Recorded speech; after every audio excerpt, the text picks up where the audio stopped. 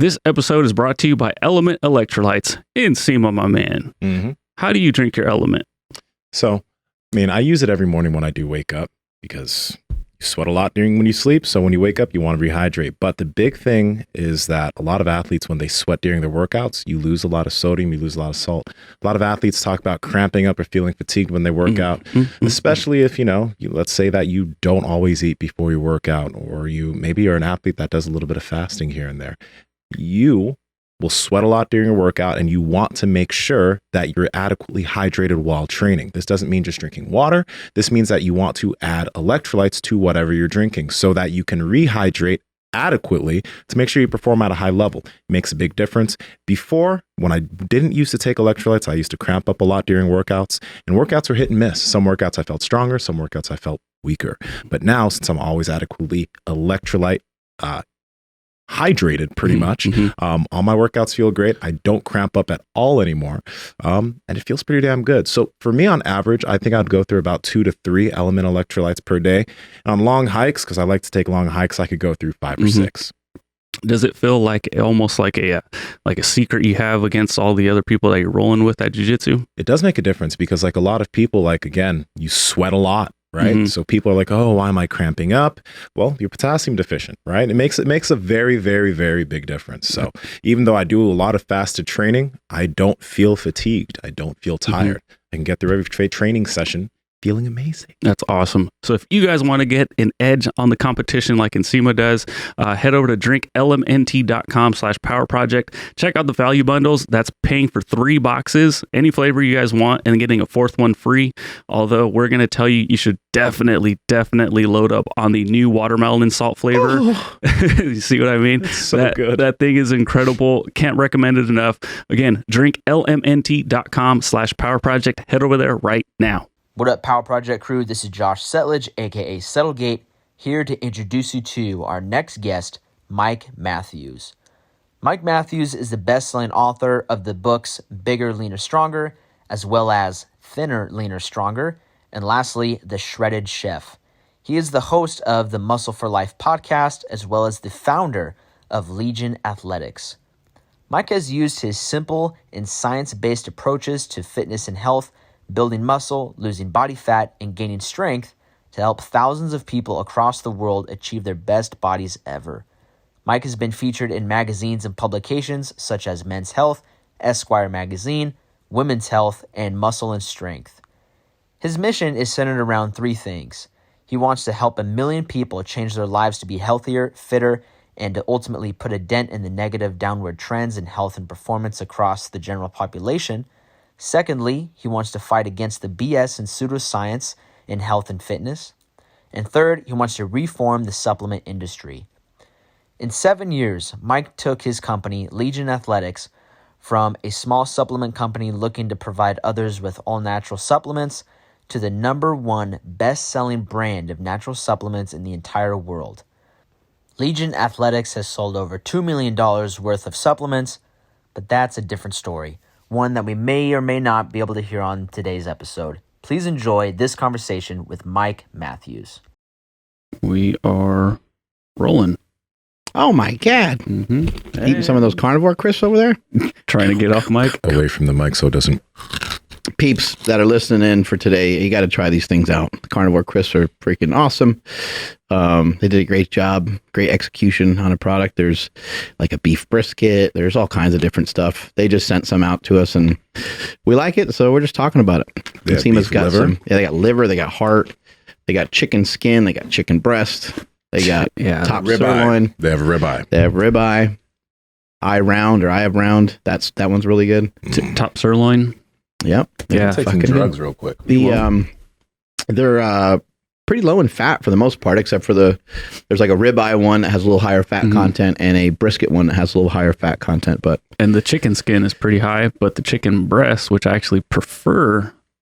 So the chicken skin is really high, but the chicken breast is really low. I put them out at a party. We had like an Oscar party and people were like, what are these? And they just started eating it. I was like, oh, it's a meat chip. By the way, what was that like, Oscar party thing? It was just for the fuck of it. Okay. We just have it every year.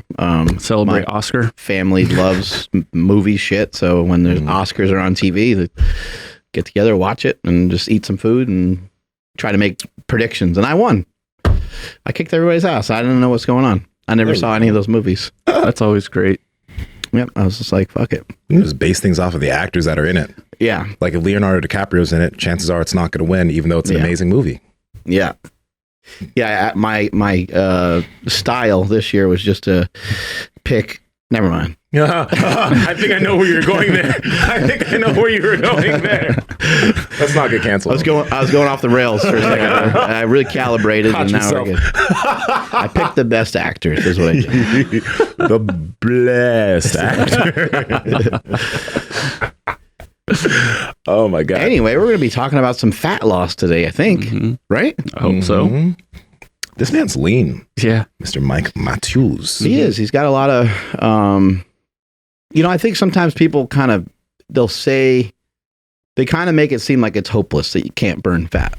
They kind of make it seem like the only way to do it is to, only be in like a caloric deficit and have all these specific things going on. And it sounds like it's too much sometimes for people to handle. And obviously you do need to figure out a way to trade out some of your food. You can't eat all day and burn fat at the same time. But I like some of the stuff that Mike is preaching. He's talking a lot about sleep, talking about supplements, and just kind of, I think, when you have everything, or when you start to put more things in order, it gets easier and easier for your body to lose body fat.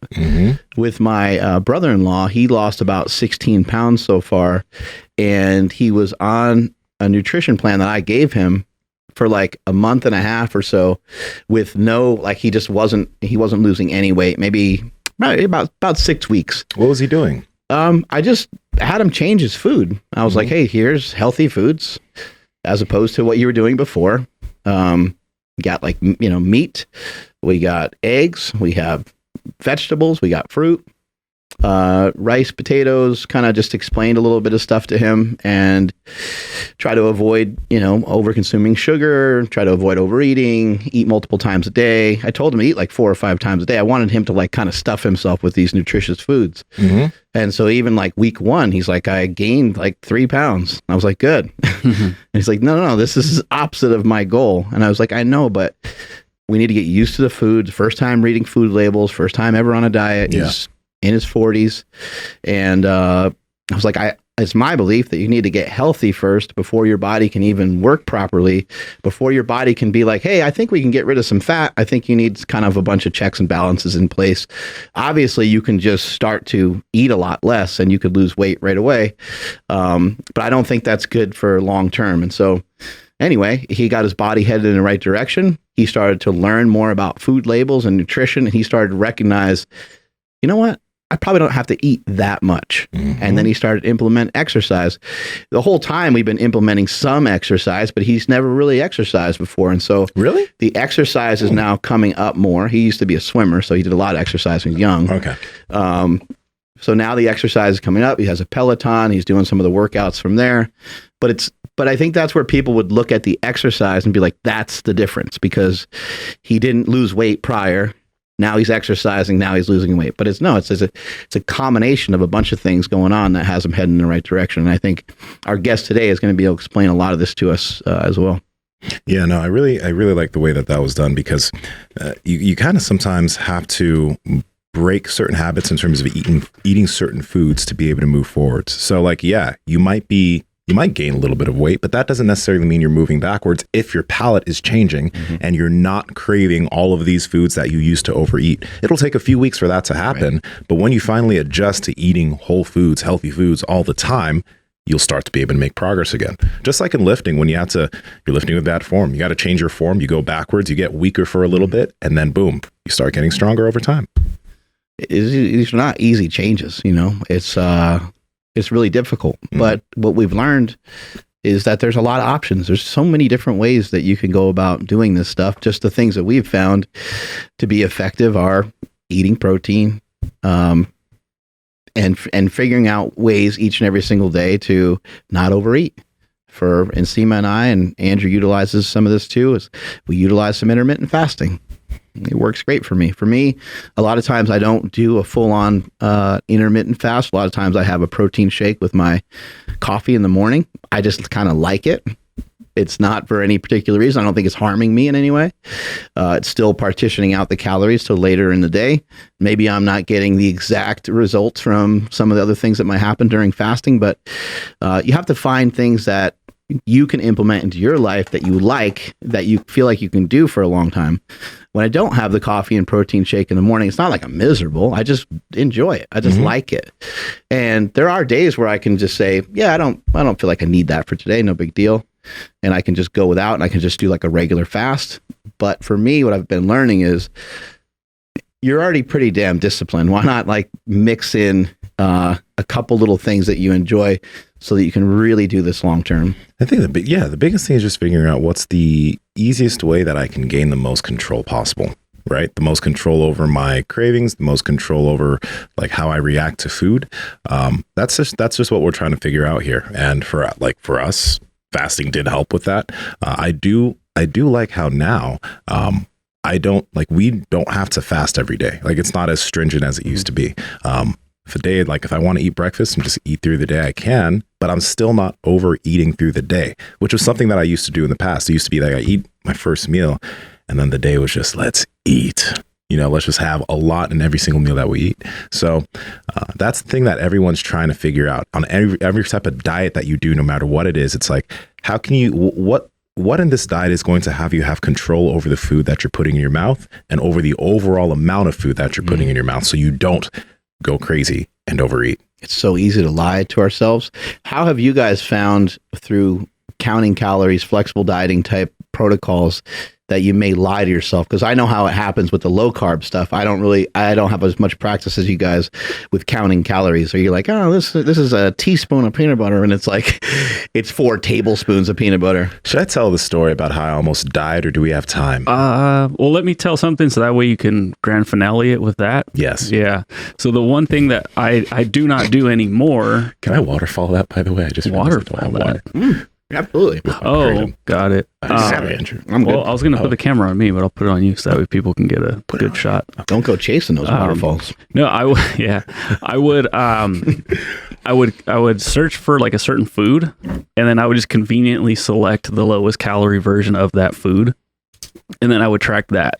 Right, like, or it would be the typical, like, that's about a teaspoon or whatever. I wouldn't weigh everything. Yeah. Versus now I do. And I know people who don't weigh things out kind of because I know I used to think like, damn, that sounds annoying. Yeah. But I actually really enjoy it because now I know where I'm at all the time. I'm trying to, more stuff will come to my mind, but I really want to hear about how you almost died. So, I mean, first off, I'll make this short and say that learning how to track did give me a good understanding of food labels and what's in food. So that did help.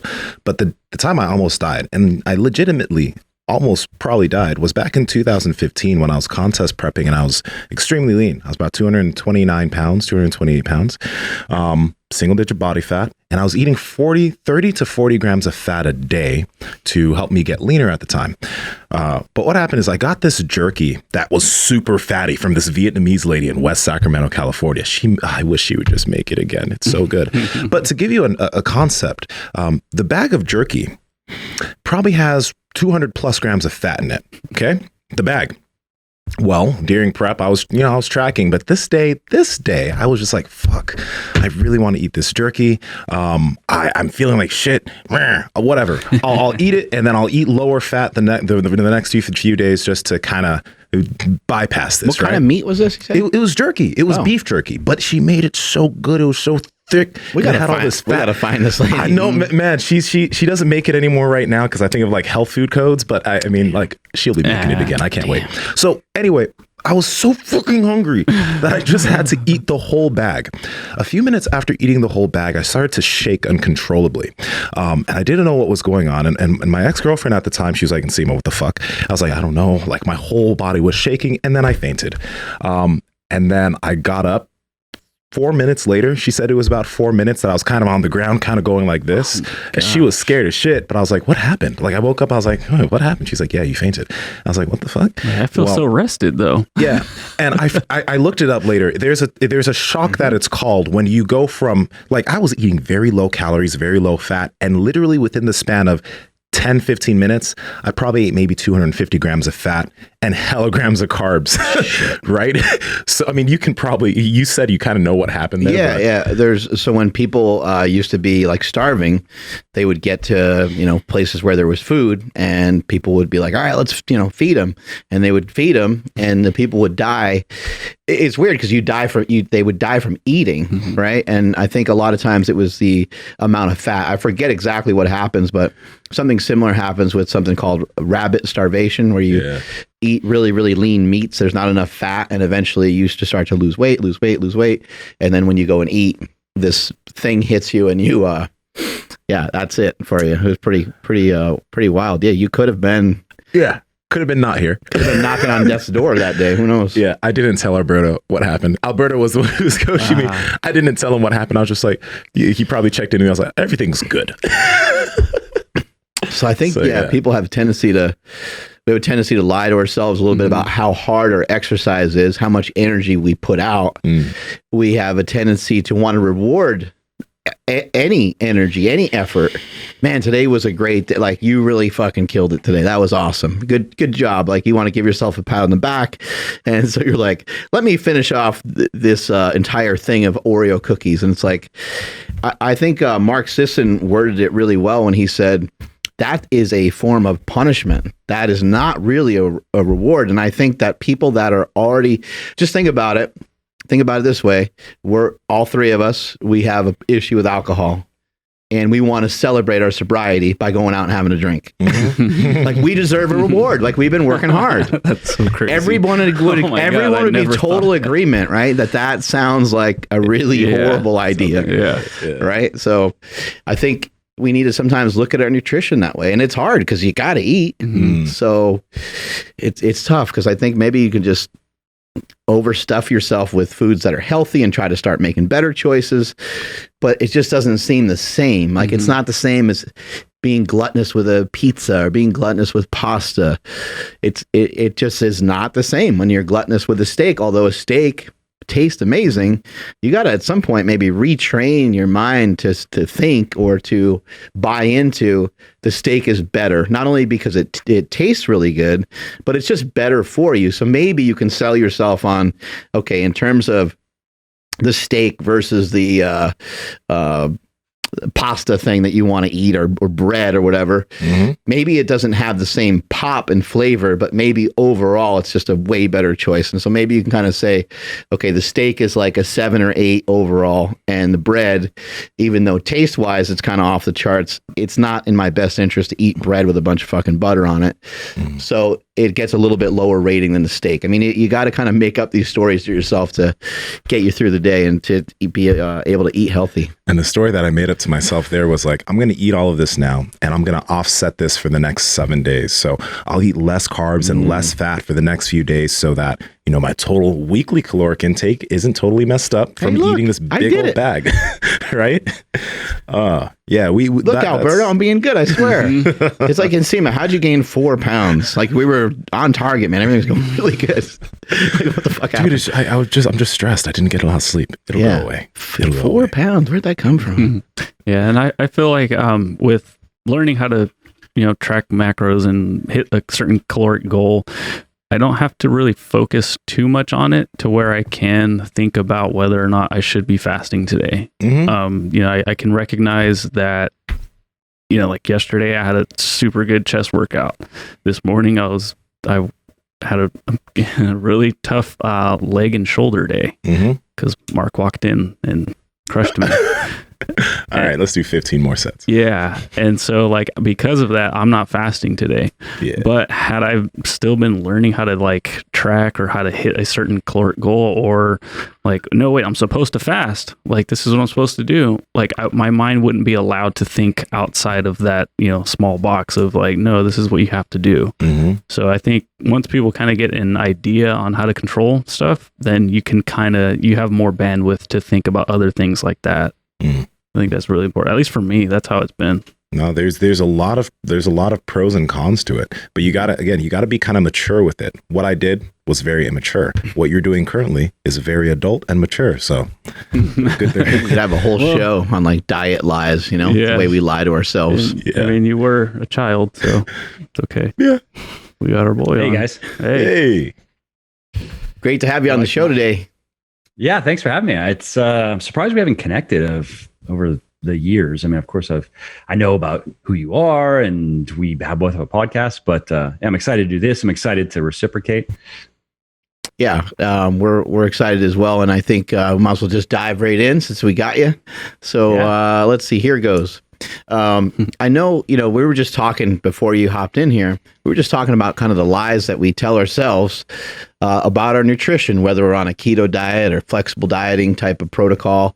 There's different varieties, different ways to kind of lie to ourselves about how much we're eating and those kinds of things. But we have also recognized that one of the main things to try to figure out, especially for people that are bigger, is how can they retrain themselves to get to a point where they're eating more nutritious, but they're eating less overall? What are some ways that you found to be effective to help people that are just on a mission to really lose like some serious weight, 20, 30, 40, 50 pounds? Yeah, good question. I would say just to this first point of deluding ourselves about how much we're eating, sometimes it's not as willful maybe as someone like you or me might think. Like, for example, I've seen this many times over the years. So somebody learns about energy balance. They learn about macronutrient balance, right? They learn about, protein, carbs, and fat. Okay, so if I hit these certain numbers, then I can create an energy deficit and I can then lose fat. Okay, that's cool. And so they get out their measuring utensils and their scale, and they're trying to be conscientious. But what they don't realize is, let's say on their meal plan, it calls for a cup of dry oatmeal. Okay, and then you cook it. And so they get their cup and they fill it up with dry oatmeal. And they go, cool, I stuck to my meal plan on that one there. And then maybe, let's say in the oatmeal is going to go a tablespoon of nut butter as well. So that's the meal, and they're going to cook it up and they're going to eat it. And they think that they just stuck to their meal plan and they just had X number of calories of food and X number of grams of carbs and fat. But what they don't realize is the cup of dry oatmeal that is in their meal plan, let's say it's, I don't know off the top of my head, it'd probably be like 60 to 80 grams or something like that weight.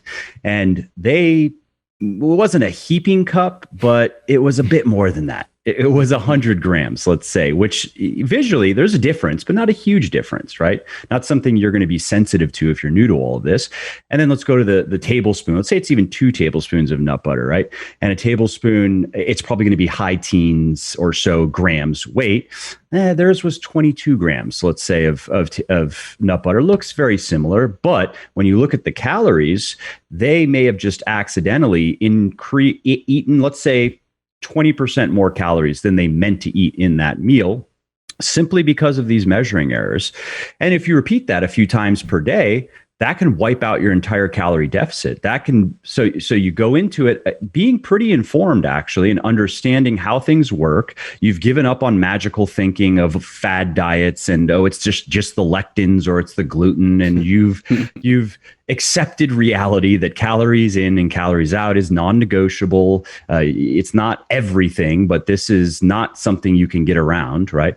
And then you try to be a good boy or a good girl, and you make these mistakes, and you feel now like you're on your diet, because although I am an advocate of flexible dieting in that I don't forbid any foods, and when I'm teaching people how to do this, eat the stuff you like. But if you're cutting, and let's say you're a woman, you probably are not, even if you're an active woman, you shouldn't be on poverty calories or macros, as the bodybuilders say, but maybe you have 1,500 calories that you can eat every day. That's not that much.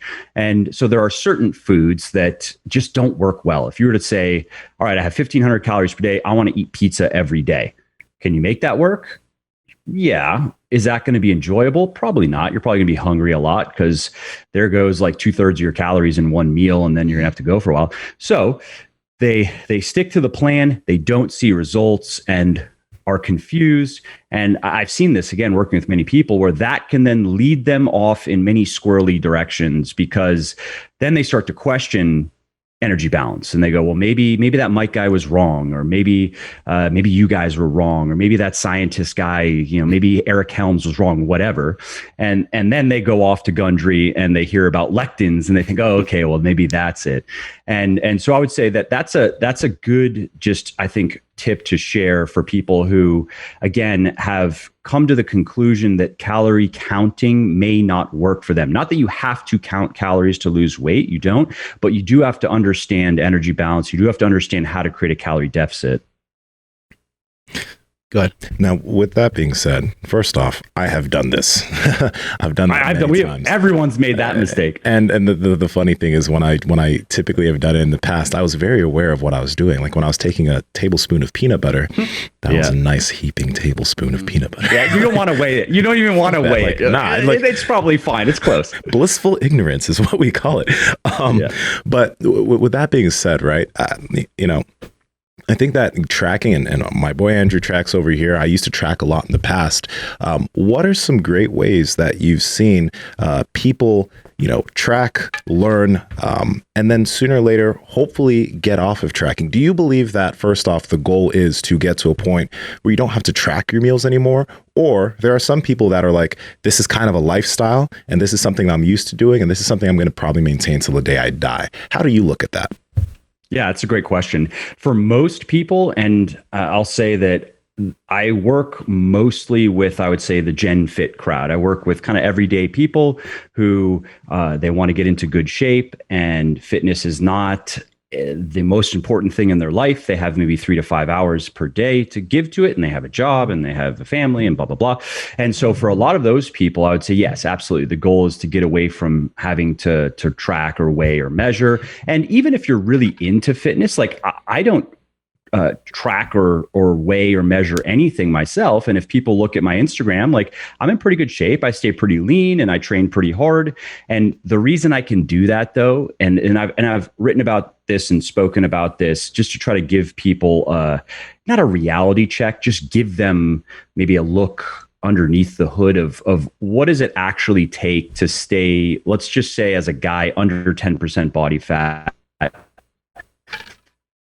indefinitely. Like, what does that actually look like? And for example, I do follow a meal plan. I eat more or less the same foods every meal every day. And I like it. I actually enjoy the foods, and I don't feel like I'm missing out on anything.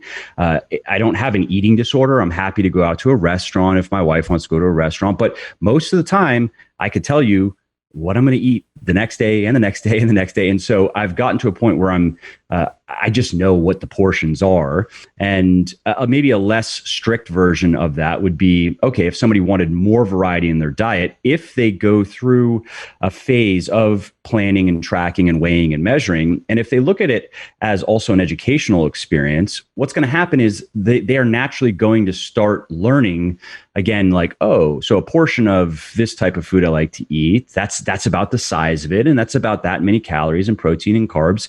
And it's not something that I think you even have to consciously think about too much. It just you kind of learn through osmosis of doing it enough. So then when you do transition, when you put the utensils away and the scale away, you already know now.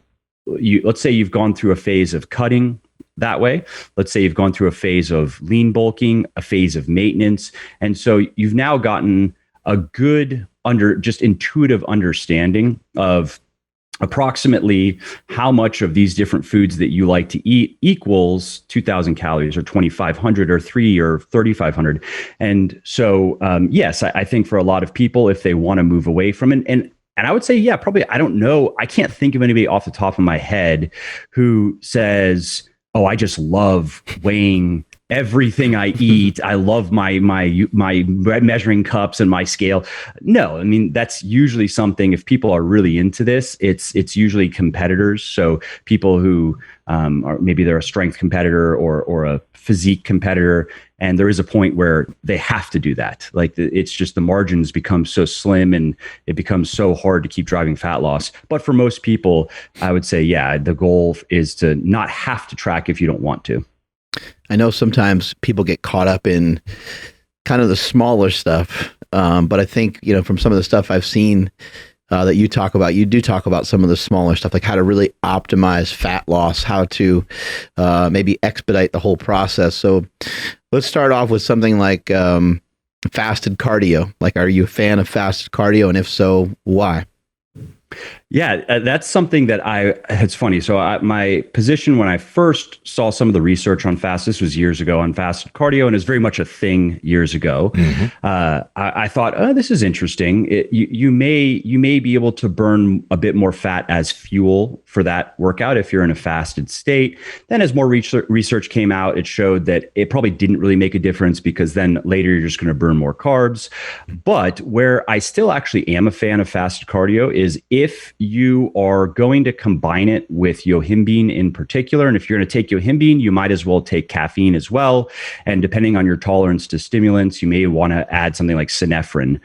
But if you look at the research on yohimbine, it works. I think that's just a fair statement at this point. The weight of the evidence is it does work, but you do need to be in a fasted state for it to work. And where it's particularly useful, and this is going to sound like bro science, but there's real science behind it. It's particularly useful when you're lean, wanting to get really lean, because of the stubborn fat, quote unquote, phenomenon, where the last several pounds of fat that you want to lose to go from abs to like ab veins it's going to be this fat that is more resistant to fat loss. It has hung on this long, basically. And yohimbine, by an interesting mechanism, helps your body faster eliminate that quote unquote stubborn fat. So for us guys, it's usually the lower ab. It's usually it's the tire area, right? Like lower abs going around the obliques, lower back. For women, it's usually the hips and the thighs and the butt.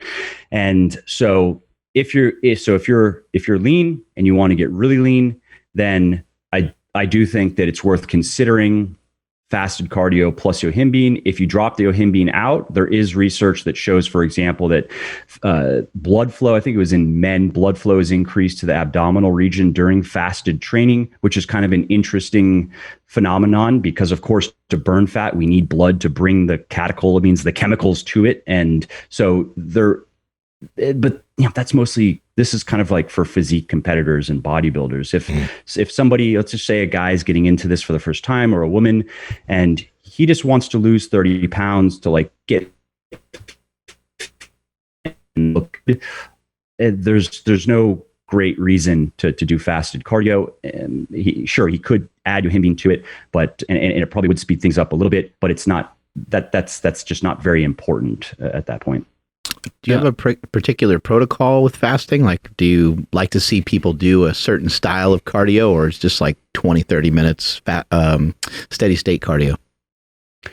I'd say whatever they want to do, is going to be it's going to be effective, just for the reason that cardio of any type. I mean, if you just go out for a walk, you're gonna burn some calories.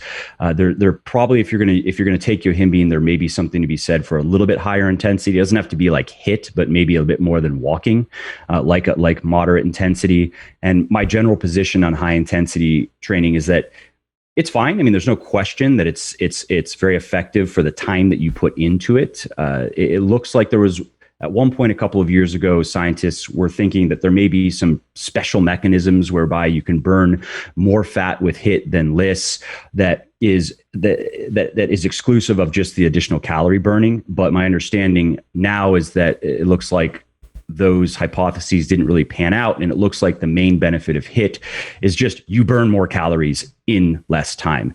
And there's also something to be said for the cardiovascular endurance aspect of it as well. If you care about that, like if you're trying to optimize both your strength and your muscle and your endurance capabilities. I mean, obviously, if you want to go all in on strength, you're going to have to not completely neglect cardio, but if you want to be quote unquote well-rounded, then I think that is it's probably smart to do one high intensity workout per week, maybe two. But when cutting, it's mostly a matter of what can you recover from, because true HIIT is hard. What a lot of people think is a HIIT workout is not really, right? It's and just to put in perspective, I know you guys know this, but for people listening, so when you get going quickly, right? So this is your sprint. We're talking about like a 9 or 10 of effort out of 10. We're talking about you're gasping for air, basically. Like you couldn't even speak probably in single sentences. Maybe you could get out a word or two here and there. And you do that over and over. That's a HIIT workout. It's not, oh, I'm pedaling kind of fast now and I'm on the phone and they can hear me breathing, right? That's like a 6. Mm-hmm. I will say too, when it comes to HIIT people, like there are certain workouts that you can do HIIT with that won't fatigue you as much for the next few days. Like the one thing about HIIT is that it's great to do, but if you're doing like, if it's a sprint type HIIT, most people have, like, it's rough sprinting. Wrecks you. But if you do a HIIT workout on like a rowing machine, I've found, or even kettlebell swings, potentially a bike, but it depends on your quads. That would be my choice per bike. Yeah. Also for people that aren't as fit, maybe even like an elliptical. Like if you're not, there's a lot of movement, but it's gonna get your heart like rate up. Just like a rag doll. But it's a lot less jarring, and everybody makes fun of the piece of equipment. But for some folks that are just heavier, it might be a good place to start. Yeah, I think elliptical is totally fine. And a rower is a great option. Yeah. Swimming is hard and there's no impact there. So you could definitely do it if you have access to a pool. And generally my preference is a bike, but like you pointed out, you have to be aware of your quads. So I probably wouldn't do that if I was going to I wouldn't probably follow up like a heavy squat session with that. Or if I was going to be squatting later in the day, I wouldn't do that. Or maybe even the next day, I wouldn't do that. Yohimbine seems to be pretty hard to tolerate. What kind of recommendations do you give in terms of how much to take? Because it seems like for some people they have a really weird reaction to it. Some people it makes them kind of shake and jittery and almost feel sick. Let me add into that. That happens. The reason why I never took Yohimbine after like I think 3 or 4 years ago, I grabbed one from GNC and I was like, let me try this out. I took one pill, got a massive headache for like 5 hours. And I was like, what the fuck? Yeah, so it kind of depends on like what percentage is in there and all that. So maybe you have some good insight for us on maybe how people can utilize this product safely without feeling like crap. Mm-hmm. Yeah, it also depends on what's in the product, unfortunately, because unless it's a brand that you have a good reason to trust, and everybody should know this about supplements, just because a supplement facts panel says something doesn't mean that any of that is in there.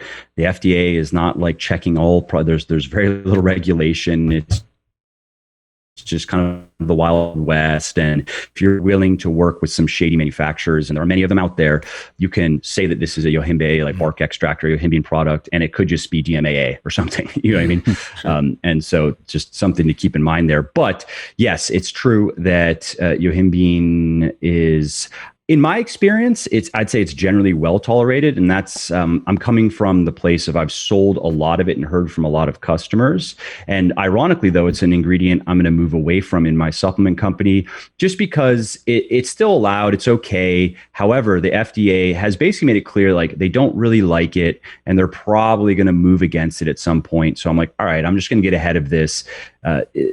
And it is what it is. Like I removed Synephrine from a fat loss product that I have for the same reason. And that's even sillier because Synephrine, I don't know if we've ever heard from somebody saying that 50 milligrams of Synephrine caused any problems. But what does Synephrine do, by the way? Because I personally do not know. Yeah. So it's kind of like, think of it as a natural ephedrine. Like ephedrine, that molecule, the Synephrine was the inspiration for it.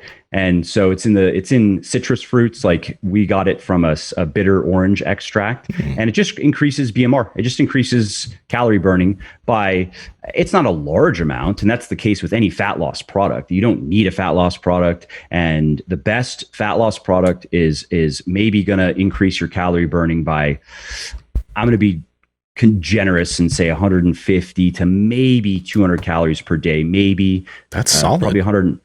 But yeah, exactly. For people who are in the know, you're like, well, shit, that's kind of like cardio, or at least that's half of a cardio workout. Yeah. Hey, I'll take that, especially when you're lean. And so with yohimbine though, yes, some people get jittery. That can be common, especially if they haven't taken it before and they just start with the full clinically effective dose. So like for a 200-pound person, that's going to be probably around 15 milligrams is going to be the full clinically effective dose. And you can just scale that to whatever weight you are. And so what we recommend is nausea also is I wouldn't say it's a common side effect, but if you're going to respond negatively to yohimbine, you're probably going to be jittery and maybe a little bit of anxiety. So it's not recommended for people who already have issues with anxiety, and you're probably going to be a little bit nauseous. So what we recommend is that people start with half of that clinically effective dose, which, I mean, that's the dose that has been used in the studies to support its use. So start with half of that for a few days and see how you feel. If you feel totally fine, then move up to the full, see how you feel. And if it doesn't sit well with you, then don't use it. And so, we'll get customers contacting us sometimes and saying, hey, it doesn't work for us. And we have we just give people their money back. We don't ask them to fill out forms or send anything back. We just say, okay, cool. Do you want your money back? Do you want something else? And so it happens, but I would say that it's definitely the exception more than the rule if people follow it that way. Since we're kind of like on this topic of supplements, and since we were also kind of talking about nutrition, as far as hunger is concerned, what are, from a supplemental standpoint, let's look at that. What are some supplements that will, or have you found that help people kind of control their hunger or get in better control of it? Because there's so many things we can do in terms of nutrition that'll probably have a really big effect. But if we were going to add some supplements on top of that, what would you suggest for people to try? Yeah. And so just to preface any supplement talk, I mean, I have a supplement company, so it may seem a little bit ironic, but supplementation is not necessary. Supplements are supplementary by definition, and that's all they will ever be. There are no magic pills, powders, or potions that can really do anything for you. Ironically, with supplementation, you can do a lot more for your health and your longevity than your body composition. Like if you're trying to get bigger, stronger, leaner, there aren't that many supplements that are going to help, but there are some, and that's how I pitch my own stuff, saying, hey, I stand behind my stuff. You don't need any of it. If you have the budget and inclination, here are some things you should consider. And so as far as helping with hunger, there aren't many things that I would recommend, but anything that is going to be stimulatory is going to reduce appetite just by the nature of the fight or flight system, right? So even something like caffeine. However, we quickly become sensitized to caffeine, and particularly to its stimulatory effects. We never become fully sensitized to its sleep suppressing effects, but that stimulation it goes away fairly quickly. And for those of us who have been having caffeine daily for a long time, if you're willing to give it up for a couple of weeks, I'd say probably 2 weeks is the recommendation for resensitizing yourself. Give it up for 2 weeks. And it has to be done though, like no caffeine for 2 weeks, and then have it again, and maybe you'll remember why you got so into it in the first place. But so that can help. And again, synephrine would be an example that can reduce appetite just by its stimulatory nature. And yohimbine can as well. And outside of that, there's an edible cactus that it's in one of my fat loss products. I'm probably going to butcher the name because it's Carallumba fimbriata, I think. I'd have to Google the pronunciation. Whoa. But it's Caralluma and then Fimbrata. So that is interesting in that it's been researched as a famine food, and there are studies that show that it reduces appetite, it can reduce stress and cortisol levels, which of course can increase the desire to overeat. Whoa. So yeah, so that's something people could look into. You can buy it as a standalone, or again, it's in a product of mine because again, it's safe and it's effective, and it's not going to be as effective as a drug that could reduce your appetite. But again, that's supplements. They are almost never as effective as drugs. Like for example, synephrine is just not as effective for burning calories or reducing appetite as ephedrine. But if you want to stick with natural stuff, then that is you'd go with the synephrine, knowing that maybe it's not as good. And I mean, beyond that, 5-HTP has been shown to reduce carbohydrate cravings in particular, which is interesting. So that's something worth mentioning. And those are really the only ones that come to mind. I wish there was more, because we all know that, especially when you are lean, wanting to get really lean, appetite eventually gets the best of you. Now, and maybe a strategy, sorry, just to say one more thing on that people should consider is diet breaks, and not trying to stay in a deficit for months on end, and taking, like, for example, if someone's lean, guy or girl, wanting to get really lean, I don't think it's inappropriate to take maybe 5 days or so, maybe even 7 days every fourth or fifth week, and just go up to maintenance calories and just give yourself a break. And then get back to it. Have you ever heard, I think you would be interested in this if you haven't heard of it before. Have you ever heard of an ice slurry? No, but I get the idea. Just the volume with get some flavor in it. No. So what this is no, this is way different than what you're thinking. Ice slurry is injected ice and glycerol to get rid of body fat. And they're doing studies on this, and they inject it into specific areas. They'll inject it like into fat cells, and it makes the fat cells disappear. There's like some of the research and information that they have. Yeah, it'll blow your mind. There's some PubMed research. They don't know long term, what this does. I'd imagine injecting ice, there's going to be some sort of, downside to it. And then also, how is that going to look? When your body releases fat, it does so in a manner that doesn't leave you looking weird. You can sometimes have the extra skin or whatever, but I think that you would be fascinated by this. Yeah, it's injected glycerol in just whatever area is chubby on you. You can just inject it in that area, and it's supposed to disappear. Wow. I just am Googling. It's like you do one shot, and then I think like 6 weeks later, the fat is supposed to be like continuing to disappear at a pretty quick rate. So sign me up. Yeah, I find it interesting. I think of cool sculpting. When I first heard about it, I was like, no, that can't be a thing. That can't work. And ironically, it actually. Well, and with the cool sculpting and stuff like that, I just find some of this stuff fascinating. There actually is a little bit of research behind these things, but it's hard to. Yeah. It's so hard to tell whether it actually does anything, because there's so much monetization behind it. You're just like, I don't even know. I don't know what's working. Yeah. And I wouldn't recommend trying to DIY this kind of stuff. Like, I'm just going to biohack my fat away. I'm going to start injecting glycerol and saline and just see what happens. And Yohimbe, throw that in there too, right? Why not? Right. I mean, hey, Mike said it's good. So what are some good maybe ways? Maybe some bleach too. Throw that in. Yeah. What are some good ways that you found just to clean everything up? Yeah, keep it clean.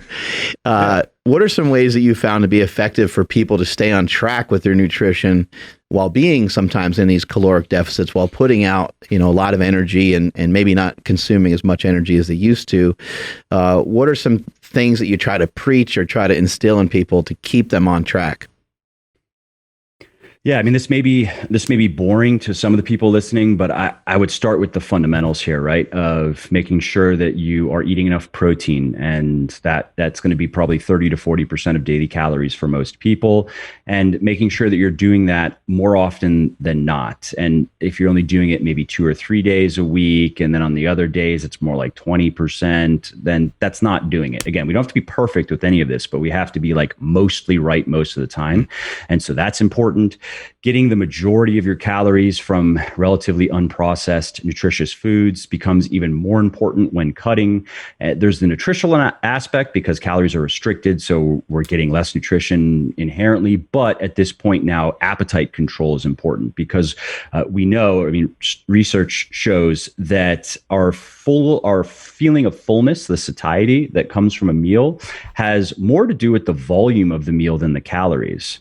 And so when we're cutting, what we really want to be able to do is fill our stomach with food, and food is better than liquid here. We can't just drink water. Anybody, you're hungry, drink some water. You're still hungry, right? So we need food, and so if we can fill our stomach with a lot of food for not a lot of calories, then we are going to feel full, and we're going to feel just as full, more or less, as if we took that same amount of calories. Let's just say it's a 500 calorie meal to keep it simple, and we condensed it into like a cheesy pile of meat or something like that doesn't have nearly as much volume. And so that volumetric approach to eating is very useful when you are cutting. I would also not recommend going low carb at all unless you really enjoy it or you have some very good, maybe even a medical reason to do it. But if you're like most people, especially if you're lifting weights and you're physically active, you're going to do better with more carbs, not less. And like, for example, there is a nutrition paper that Eric Helms and a few other researchers put out a couple of years ago on natural bodybuilding. And they were talking about carbohydrate and fat intake in particular. And in that paper, they were saying that, and this is more for, again, natural bodybuilders, but when they get deeper into their prep, they may only be getting 15% of their daily calories from fat, just so they can keep their carbs up to try to, I mean, I had Eric on my show to talk about that process some time ago. And he said, like, when you're in the depths of it, it's pretty bad. He said toward the end of that prep, he said he basically felt awful all the time. And this is natural bodybuilding, by the way. This is true natural bodybuilding. Felt terrible all of the time. And the only time he really actually felt good, the only exception was for about an hour after he ate food. That's it. And he was saying that, like, there were times where he's sitting on the couch and he's debating whether he's going to get up from the couch to like go, drink some water or something, because getting up and moving just sounds so bad.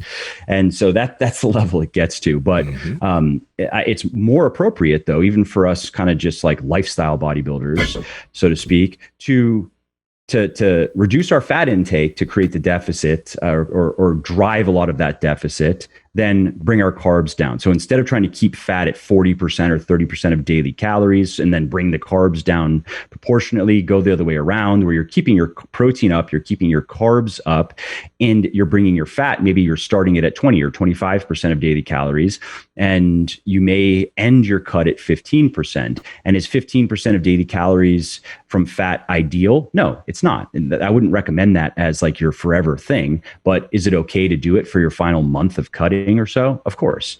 Your testosterone levels are going to go down a little bit, and there are going to be some negative effects, but we're not talking natural bodybuilding prep now. We're just talking about normal getting fit, and within a couple of weeks of putting things back in place, you're going to feel fine. So keeping those carbs up is a useful tip, and where those carbs come from ties into what I was saying previously. So we have fruits, we have vegetables, we have whole grains, we have legumes, and there's a large list of things you can choose from. So pick the stuff that you like, but if you can get most of those carbs from those types of foods, you're going to have less hunger. You are going to ensure that you're providing your body with enough nutrition, and you're gonna be able to help with fullness.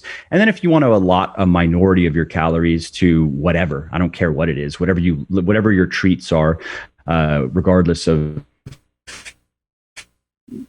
how calorie dense they are or how little nutrition, then of course do that as well, which is actually another tip. Don't forbid yourself anything simply because somebody said that the sugar is going to make you fatter, it's going to interrupt the fat loss process, or it's going to screw up your hormones. No, it won't. So if you like, I don't care what it is. If you like some ice cream, you have some ice cream every day. I like dark chocolate, so I have some of that every day. I know that's not a very self-indulgent treat, but hey, it's just some, whatever, 150, 200 calories that doesn't do too much for me otherwise. And then one other thing I'll add is it's not nutrition per se, but it's the ultimate life hack. I will say, I'm not into biohacking, but here's an actual biohack: is just get enough sleep. Make sure that you are getting enough sleep. And it's particularly important when you're cutting, because if you don't get enough sleep consistently, you're fucked, actually. Yes. Like your appetite is going to ruin you. And none of the other things we've talked about are going to matter. And that's not because you're a weak person, or it's just, that's just reality. It'd be like trying to escape gravity. Good luck. Right. And so I think that's also worth mentioning. There's some things that like are kind of hard to get through food wise when you talk about food volume. You talk about like egg whites or even a mixture of a few extra egg whites along with a couple egg yolks. You end up with a good volume of food with moderate to modest calories. Same thing can happen with like a chicken breast. There's a couple other things that are pretty modest in calories, low in calories, that you can consume quite a bit of. I mean, I eat Jell-O here and there just to like stuff my face with something. I mean, it's not the most delicious thing, but it gives me something and it helps fill up my stomach. It's cheaper than collagen protein. Yeah, it is. It's gelatin, right? I just buy those Jell-O things from the grocery store, and they have 10 calories each. So if I wanted to eat 10 of them, it wouldn't be a big deal. It'd be 100 calories. Watermelon. I love strawberries for that reason. Strawberries are surprisingly low calorie for how much flavor they have. There's a lot of pop in them. Watermelon's great. Zucchini can be really good. Some people make zucchini pasta. There's noodles that are called shirataki noodles. I don't know if you've ever seen those before. Or slim rice.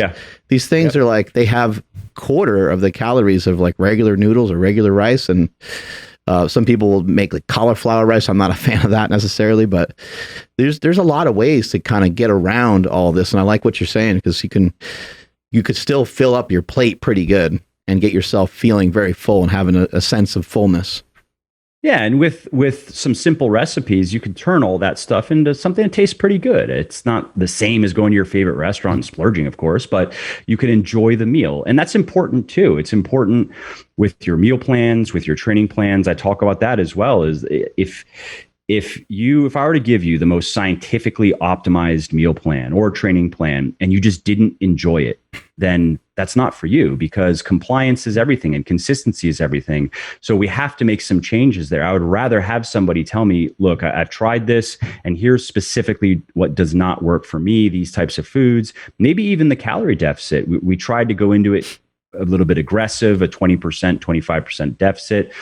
And maybe we need to dial that back. So it's also something to keep in mind is that I do often tell people to make sure that they're willing to find what they enjoy. Don't try to Jedi mind trick yourself into thinking that you enjoy something that it sucks. You really don't enjoy it, right? When you were talking about Eric Helms and the prep, before you got on, we were having a conversation about a prep back in 2015. I was working with Alberto Nunez. We were getting ready for Worlds. I'm not going to repeat that whole story, but the low fat life, man, like what happens when you're eating 30 to 40 grams of fat a day? It's like, because I was doing that for like maybe 2 months. Like my libido was gone. I didn't want to have, like, it's not like it's not even I even had the urge to want to have sex. It was just gone. And that's very unusual for me. And then also, it's like, I really feel that, I think that, especially in natural bodybuilding, I think that a lot of individuals, a lot of men especially, if their fats were a little bit higher, and I've been doing fasting for the past few years, just trying to see like how it would benefit me in any way. The hunger control that I was able to gain from that, because I got used to the feeling of being hungry and I didn't always reach for food, that became kind of like a habit shift. Now that when I feel hungry, it's not uncomfortable feeling hungry necessarily, right? And that never used to be the case for me. I am a big eater, bro. Like I'm a garbage disposal when it comes to food. So I believe it. Yeah. But that's the thing. Like whenever I used to feel hungry, it'd be like, fuck, eat now. Like just get that food. But with that habit, I don't necessarily feel the need to do that. So I think it was about 1.5 years back. I was just cutting a little bit to see how it would be, or how I'd be able to, react to getting much leaner. So I think I got some maybe like 7% or something from a DEXA scan. I was eating around 70 grams of fat a day. My carbs were pretty low, but the benefit that I had from the habit of fasting, meaning that I didn't necessarily need to reach for food, I was able to have a high volume of food in one part of the day, which was satisfying mentally. And since I had higher fats, my dick still worked. like I think small consolation. Yeah, right. Like, so I really do think How small? really tiny. Actually, it's kind of unfortunate. Hey, 3 inches is average. Well, also your legs are big, so it's the proportion. For real. In proportion, it looks like a peanut. Anyway, what I'm trying to say here. Yeah, just wait until we get into it. It's better than it looks.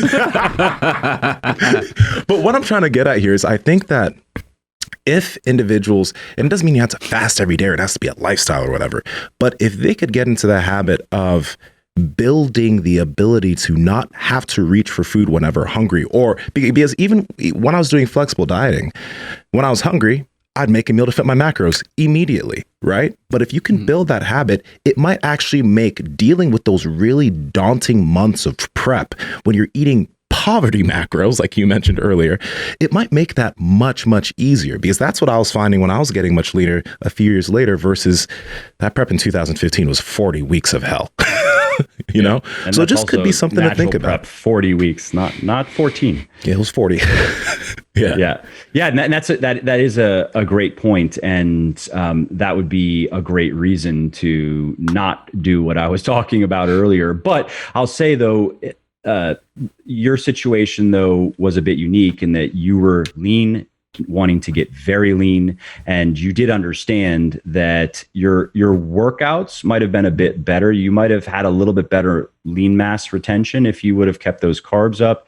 But you understood that, well, I just don't like what I have to pay for. I don't like the side effects of that. So I'm going to flip that around. And so yeah, that does make sense. And this point that you brought up with fasting is a great point. I think that is a good reason to at least do it for a little bit. Try intermittent fasting. I know, Mark, you had answered earlier, or asked earlier. I don't think I answered. I mean, I've always been a proponent of the just simple lean gains approach. The 16-8 for men, at least. Women seem to have a little bit more trouble with the longer fasting periods, so they may want to turn that into like a 14-10 or something like that. But that point of being able to become comfortable with it, at least mild hunger. I mean, there's a point when you probably should just eat, but I think of it, I liken it to like cold exposure, right? So right now I live in Northern Virginia. I'm actually moving to Florida, but it's funny to me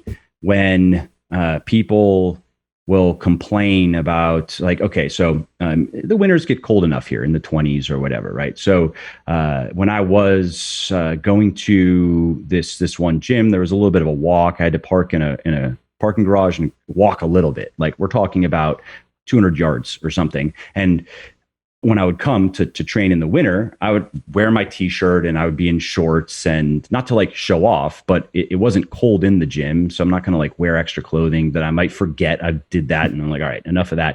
And so I'll walk through the cold, and so many comments of like, wow, God, aren't you cold? Oh my God, why are you not wearing a sweater? Like, it's 150 yards in like 20-degree weather. I think I'll be okay. If we're talking about 1.5 miles and 20 below in the middle of Wyoming, then that's another thing. So similarly, it's, if you're a little bit hungry, it doesn't mean you have to run and get food. It doesn't mean that I remember back when I didn't know really anything of what I was doing. I used to get angry when I would get hungry because I thought that I was losing muscle. I thought that, I'm hungry. My body is going directly to my biceps and just like Pac-Manning them away to keep me alive. Right. So I thought I had to eat protein every 3 hours or catabolism takes over. And now, of course, I know that's not the case. And that, honestly, even learning that that's not the case, it helped me a little bit psychologically not care about hunger. But that point of like just practicing, getting used to feeling a bit hungry, and then just sitting with it for a bit and controlling your eating according to a schedule, like with intermittent fasting. Yes, I think that has practical value, whether you stick with it as your thing or not. When you were talking about like the having voluminous meals and stuff, I instantly started thinking about some of the, I'll just call them recipes. They're like super low calorie but very, very voluminous foods, like Greg Doucette's anabolic ice cream. He does preach and like he recommends people have like fatty fish and that sort of thing to get healthy fats, but which I agree. Yeah, but in a majority of like the more popular recipes like that, or even the like the French toast, there's not a lot of like they're not very nutrient dense. But do you see a problem with consuming those when it comes to this sort of situation? Like the micros might not be there, but the macros are perfect. And I enjoy the hell out of that anabolic ice cream. I've had one every single night this week, and they're fantastic. I fill up an entire Ninja blender to the top, and it's just like this gigantic bucket of ice cream that tastes fantastic. And like I said, the macros are perfect. But I know in the back of my head, it's like, well, this isn't a steak, but damn, I'm not hungry anymore, and this is kind of awesome. So I'm curious what your opinion on something like that might be. Yeah, first, I don't know what the recipe is. I'm super. Oh, here we go. So check it out. So 2 servings of frozen strawberries. This is my version of it. Everybody has a different version of it, but this is how I've been able to get like the most volume. So somewhere around 300 grams of frozen strawberries, a scoop of protein, about half a cup of almond milk, what else? 3 grams of xanthan gum. And then if it doesn't like plump up enough, I'll throw some more ice in there. But we're talking like maybe just over, and then like 10 grams of sucralose. So that's where the sweetness comes from. I was gonna be like, the sweetness. Everything probably like just over 300 calories. I can check my tracker just to make sure, but I mean, this is like a gallon of food for like 300 calories, and then like I don't know, like somewhere around 40 grams of protein with like almost no fat, and of course high carbs from the strawberries and stuff. But this stuff is fantastic. I highly recommend it if you haven't tried it. Yeah, it sounds tasty. I love strawberries. I mean, I would say there's a serving, or it sounds like a couple of servings of fruit. So that's good. I mean, strawberries have nutritional value. So that I don't even think that would be a great example of something that is just like nutritionally bankrupt, but tasty. But to your question, I would say that generally speaking, my recommendation is to get most of your daily calories from stuff. I mean, strawberries would be on the list. I wouldn't say just from strawberries, but from relatively unprocessed, highly nutritious foods. And to repeat, so we're talking pretty much any vegetables, we're talking pretty much any fruits, we're talking about any whole grain, seeds, legumes, the stuff that our moms always try to get us to eat, basically.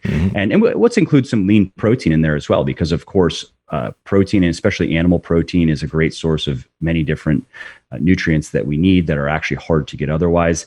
And so long as you're getting most of your calories from those foods most of the time, I just don't know of any good argument that would convince me. And I've looked into this, that, okay, you're doing that. And then again, let's say 20% of your calories every day truly have like no nutritional value. It's just Coca-Cola or something, right?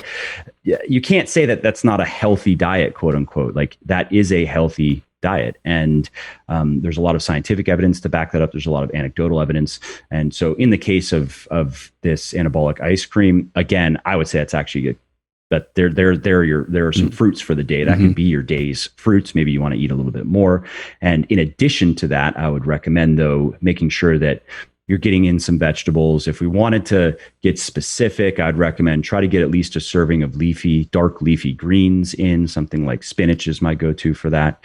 And then try to eat, like they say, eat the rainbow. Try to eat a variety of vegetables with color. It sounds silly, but the reason is different vegetables. Yeah, eat a lot of Skittles.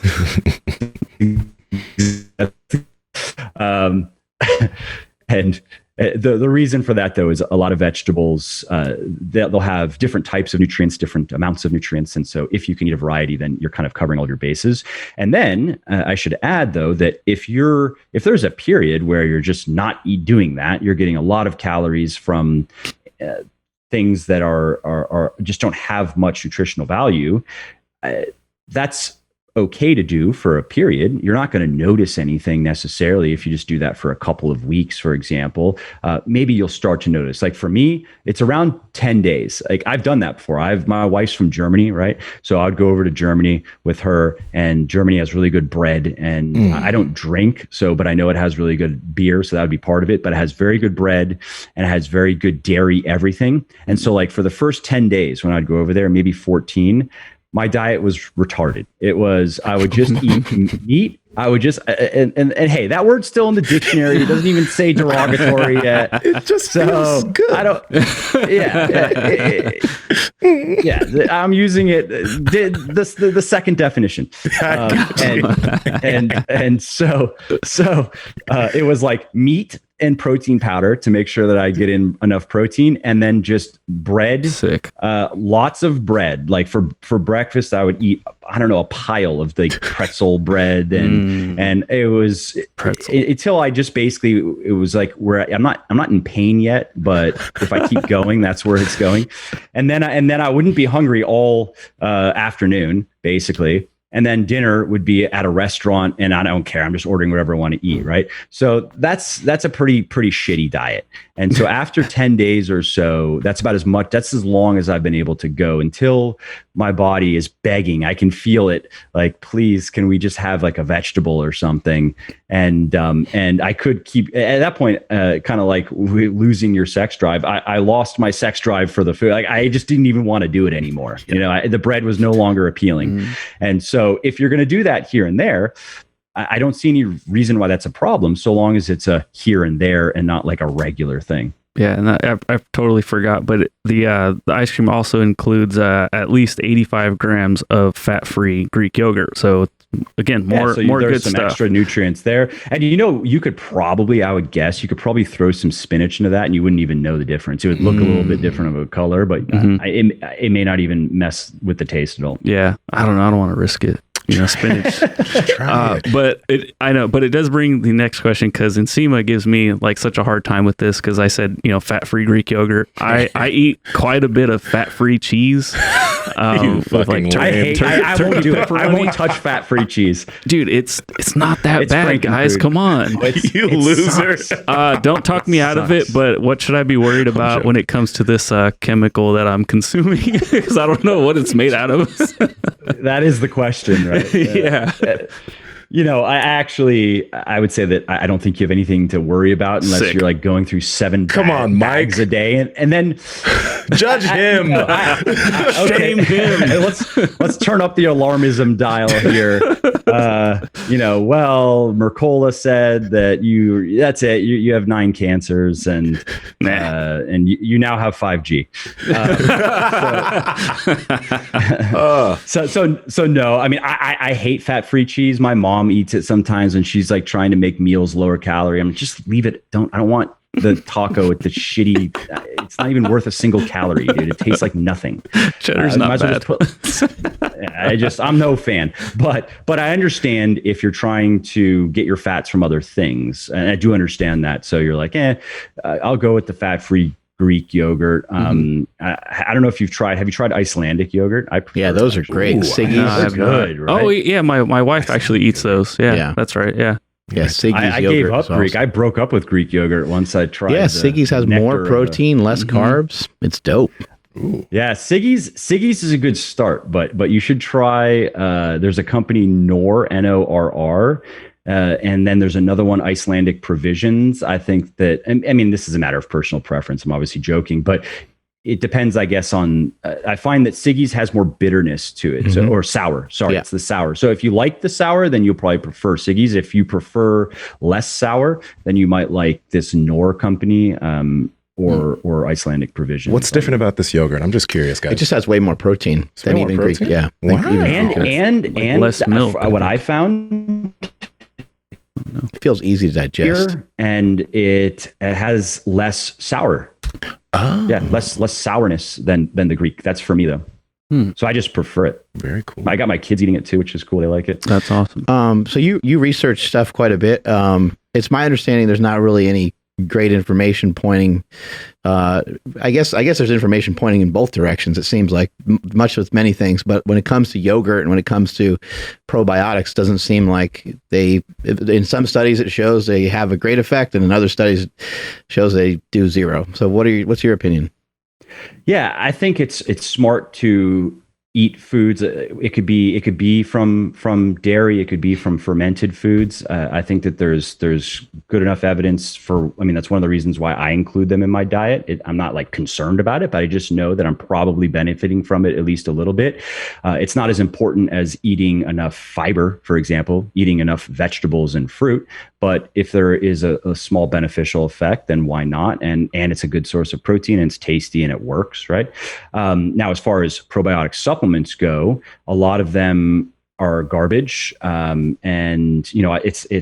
it's funny because I've been trying to create a probiotic supplement for some time, but the strains that I've wanted to use, which do have good research, are patented strains, and every single one of them, the companies have told me to fuck off. They're just like, nah, we sell them ourselves. I mean, not literally, I'm joking. They're nice about it, but the thing is, they're selling them, and they don't want anyone else to be able to sell them. It's just they're happy to have the market cornered on that strain. They did the research, they patented it, and that's it.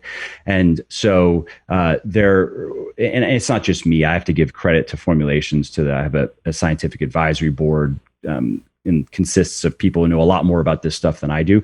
But we've worked our way down to a more generic strain that is, there's good evidence for benefits, but we're going to combine it with prebiotics because I feel like it just needs to be a better product than just this generic strain of probiotics, which certainly can help people who have certain digestive issues. But if you don't have the digestive issues, it's probably not going to do that much for you. That's not a very good sales pitch if I'm just going to be honest about it. You know what I mean? And that's the case with a lot of supplements. I like take certain joint supplements. That's commonly where if you have healthy joints and you take glucosamine, it may help reduce the natural degradation that can occur over time in your cartilage a little bit, just a little bit. But I mean, the effect size is so small. Again, if I was going to promote it honestly, that's not very appealing to people whose joints are fine. Like, yeah, this may make a tiny difference, but you're probably not going to notice it, right? So that's generally the case with probiotics. And gut health is such a thing right now. And whenever one of these fads comes along, it's always a lot of marketing sizzle and usually not a lot of steak. And it's people who don't want to hear that they just need to do a lot of the stuff we've been talking about. They need to eat a lot of fruits and vegetables and whole grains. They need to be consistent with that. They need to get enough sleep. That impacts gut health. And they need to exercise regularly. And all of that is really what's going to produce 80+% of their gut health or lack of it. And no amount of probiotics or any other magical things are going to make a difference, you know? I think there's a couple things worth pointing out here. I think number one is you wouldn't find fermented foods anywhere in nature other than if the food started to go bad. Your body will ferment foods as it is. Like if you eat a steak, it'll ferment in your stomach. Other foods will ferment in your stomach. Fiber kind of does something similar where it will help with the fermentation process of some of the foods and help break it down and so forth. But what I think is interesting is that we don't live in those times anymore. We don't live in those times where you would not have found a probiotic, where you wouldn't have found anything that is fermented. I would say that it might make some sense for us to, like, I don't really think people need much fiber. I think that we probably have gone many, many months without hardly eating any throughout human history. And my own experience, like I don't really eat vegetables. I eat them if they get in my way here and there, but I'll eat them. Same thing with fruit. I'll eat them here or there, but I don't really they need to be conquered. Yeah. I don't go out of my way to eat fiber. But anyway, it makes some sense with the way things are in today's day and age, with the convenience of food, the amount of food we've eaten in our lifetime, the frequency at which we eat. It makes more sense, I think, nowadays to probably chase after some of these fermented foods and some fibers here and there, because we eat way more than we used to. So it would make some sense that the body would need a little bit more assistance in cleansing and kind of clearing things out. That's just kind of my own perspective on it. Because, over the years when people would talk about fermented foods, I'm like, where would you get fermented foods normally? You normally wouldn't ever eat fermented food. So why would that be a thing? But I think, modern technology and just how we've evolved fermented foods is something that we fermented foods so that they would last longer. So there are some reasons on why we did it years ago, and there could be some reasons on why it could be beneficial and healthy. Yeah, that makes sense. I think that what I think of is to not fall into I think they call it is it naturalistic fallacy, or is it just the natural fallacy? Right. They're like, oh, well, if it's natural, it must be good. If it's not quote unquote natural, it must be bad. Right. That's not how it works. I mean, take vitamins, like the natural form of vitamin C it looks like there's really no difference in the body versus the non-natural form that you'll find in a lot of multivitamins, and it just doesn't matter. I believe it's the same with folate and folic acid. Folic acid, actually, the artificial form actually may be even a little bit more effective. Now, in some cases with vitamins, the natural forms are more effective, are better than the artificial forms. And so, to your point, I think it's worth considering things on their own merits, as opposed to just assuming, oh, well, if we didn't find this thing in nature, then it must be bad. There are many things, like look in the field of medicine. There are many things that we're not going to find in nature, but they are responsible for eradicating disease. And maybe also, let's not just wait around for science too. Like try to figure out ways of solving your own problems, investigate on your own, and start to see, hey, I heard probiotics can be effective. I have a gut issue. I'm going to go explore. Totally. And I totally agree with that too, because science moves very slowly. There are a lot of politics involved in science. I forget, there's a famous scientist who joked that it moves one funeral at a time, because you have the orthodoxies that just refuse to acknowledge anything that doesn't agree with this narrative that has become entrenched. Eventually, the people who are responsible for preserving that die, and that allows something new to blossom, right? And depending on what science we're talking about, there's often a lot of money, which means a lot of corruption. And don't think that you can't get fake research done. Don't think that you can't conduct a study in a way that will produce the outcome you want, or will produce a positive outcome of some kind, if that's all you need. There are so many things you can do to use science as a tool of maybe propaganda as opposed to illumination or enlightenment. So I agree that I'm not advocating for just blanket skepticism of anything scientific, but also I think it's smart to not just accept that the TV said, or a headline said, well, science says that blah, blah, blah, or this science is absolutely settled. Like, what are you talking about? Science, it's never settled. Science doesn't prove anything. It's the investigation of truth. It's trying to get closer to the truth. And it's a constant refinement of what we can say is most likely true given our understanding of things. And so when you look at the weight of the evidence, you look at the weight of the evidence for energy balance, it is very, very large. There's a lot of mass there. It would take a lot of counterweight to change that, right? But that's not the case with many things. And so don't feel, and I've talked about this to people, don't feel ashamed or that you are being a science denier if, like you said, hey, I do have this gut issue, and apparently there's some research that shows that this supplement can help, but this doctor guy on Instagram, he says that anyone who takes a probiotic is a complete moron and is a science denier. Try the supplement. So long as it's not going to harm you, it may help if there's some evidence that it can help. And so I totally agree. Yeah, and if you're having untapered chits, no one can argue with you. Mm-hmm. Exactly. And, I mean, unless they can come check it out. Yeah, that's right. You send them some photos. Okay, this brings me to two questions. There are people who are right now, as they're listening, they're like, dude, okay, you're telling me about these probiotics. What is the strain? Like what are the strains that people should be looking for that are effective? Because you can look on Amazon for a bunch of probiotic supplements. Some are like $10, says probiotics. You're like, oh, dope, right? So what are the strains they should be looking for?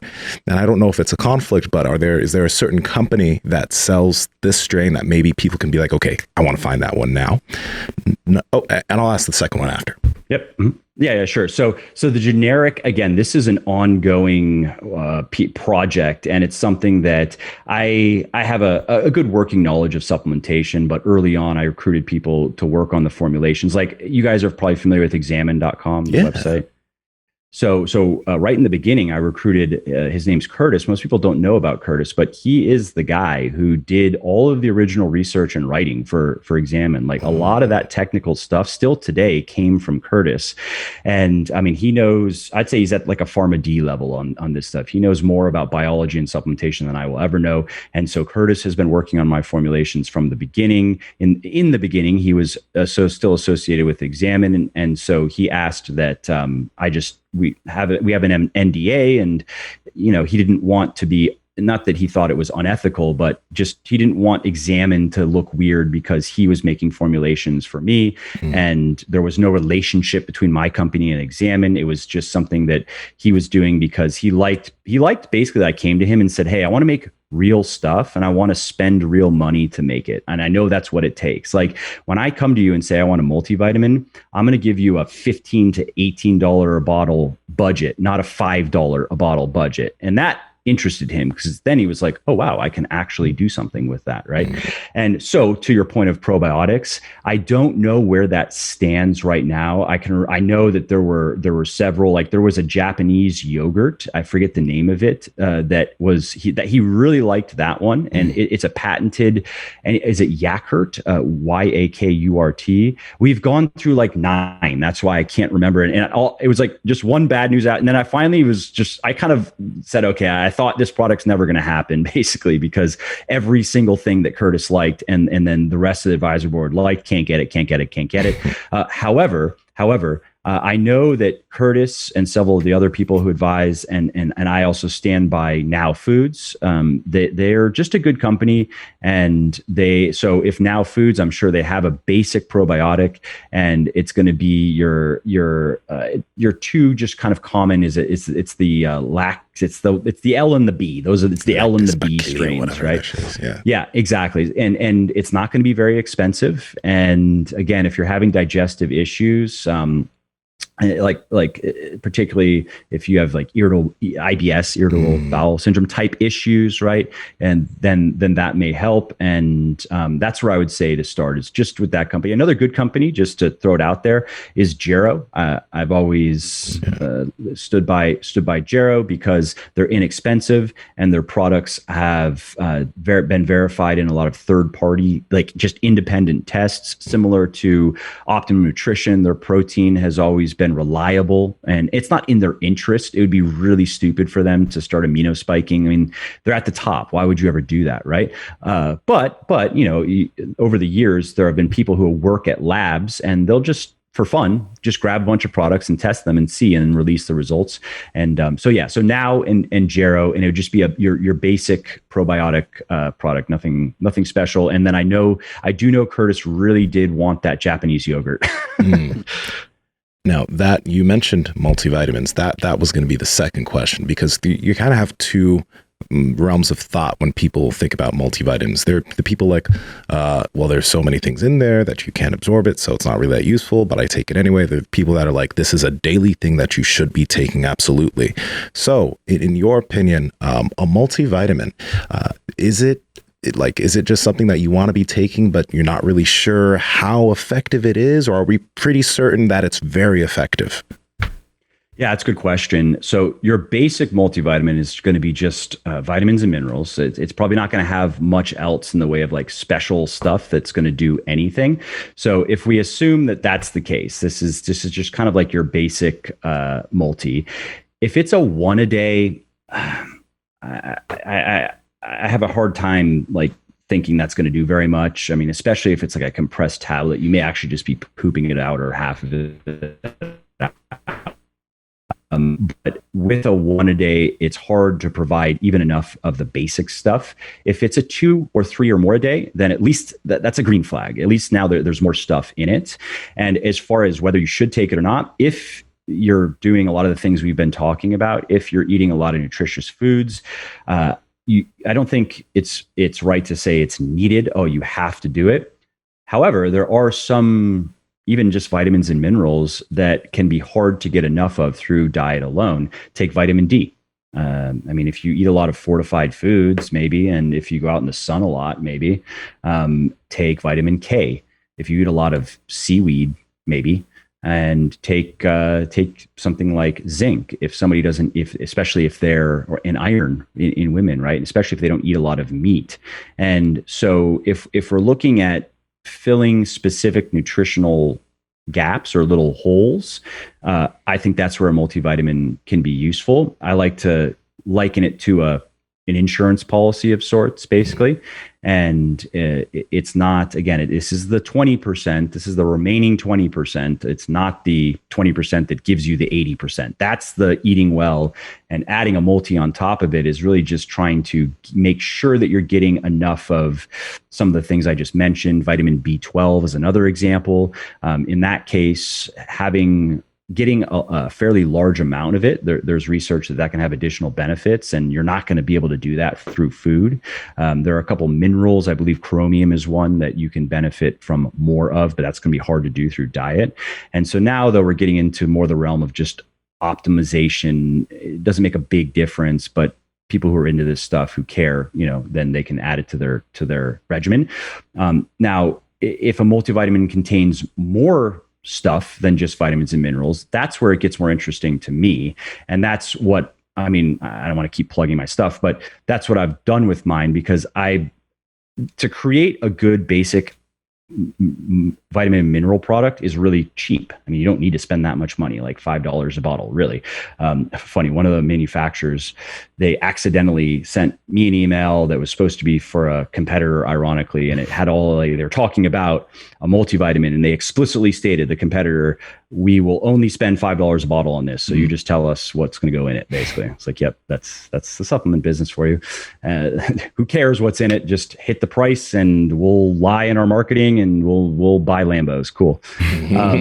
And so in the case of mine, I added stuff that is in some cases people, they supplement with separately, like CoQ10, for example, fucoxanthin, olive leaf extract, N-acetylcysteine, grapeseed extract. And again, I can't take credit for the choices of those things, but I did that because I wanted to make a stronger argument for why my multivitamin is good. And any other multivitamin that is similar to that, I'll say I would endorse similarly if it has more than just the vitamins and minerals, and if those are well-chosen ingredients with good evidence of efficacy, and if the targets that we're going for make sense, like improving cardiovascular health, reducing stress and cortisol, and things that we care about, as opposed to just maybe obscure kind of benefits that we wouldn't care about, then I think at least that's an additional reason to consider taking a multivitamin. But if you're not taking a multivitamin and you are doing a lot of the other things we talked about, I wouldn't say you're doing it wrong. I saw you did a video pertaining to women and how women should train and do fitness and things like that. What are some of the primary differences that you see between men and women when it comes to nutrition and when it comes to training, if there are any? Yeah. So on the nutrition side of things, again, I mentioned women they don't seem to do as well with fasting as men, particularly those longer fasts. So if a woman wants to try to incorporate some fasting, I'd recommend trying to, for example, don't go the full 16, maybe start at 10 to 12 and see how you feel. Maybe extend that to 14. If you can get to the 16 and you just want to follow that approach, then that's totally fine. As far as the diet goes, women are going to be, especially, I did a podcast on this, I've written about this, related to menstruation in particular, where they are going to do better or worse with high carb and low carb. And so low carb in particular seems to, again, be more difficult generally for women than for men. That's not going to be always the case, but that's something just to keep in mind. And otherwise, it's going to be the food choices are going to matter a little bit more for women because they just don't have as many calories to work with. So, my wife will joke sometimes when she'll see some of the meals that I eat, and she couldn't conceive of eating that much food in one meal. Like she feels like that's her entire day right there. You know what I mean? Because she's small and she's into horseback riding, so she's pretty active, and you have to be light for that. And so I don't know, she probably weighs 100 pounds. I mean, she's not very tall, but she's like 5'3", 5'4", so she doesn't have like an eating problem. She's just a small person. You know what I mean? So food choices, a lot of the stuff we've been talking about are I would say, like female nutrition is a bit more sensitive to that, again, because of how quickly those calories can add up. And I'd say that's probably, nothing else immediately comes to mind on the nutrition side of things. Of course, energy balance is still what it is, and high protein is still important. And most women, if they're into fitness, are probably going to do better with more carbs, not less. And so the fundamentals apply. But there can be more variation in how they respond to heavily manipulating carbs and to fasting.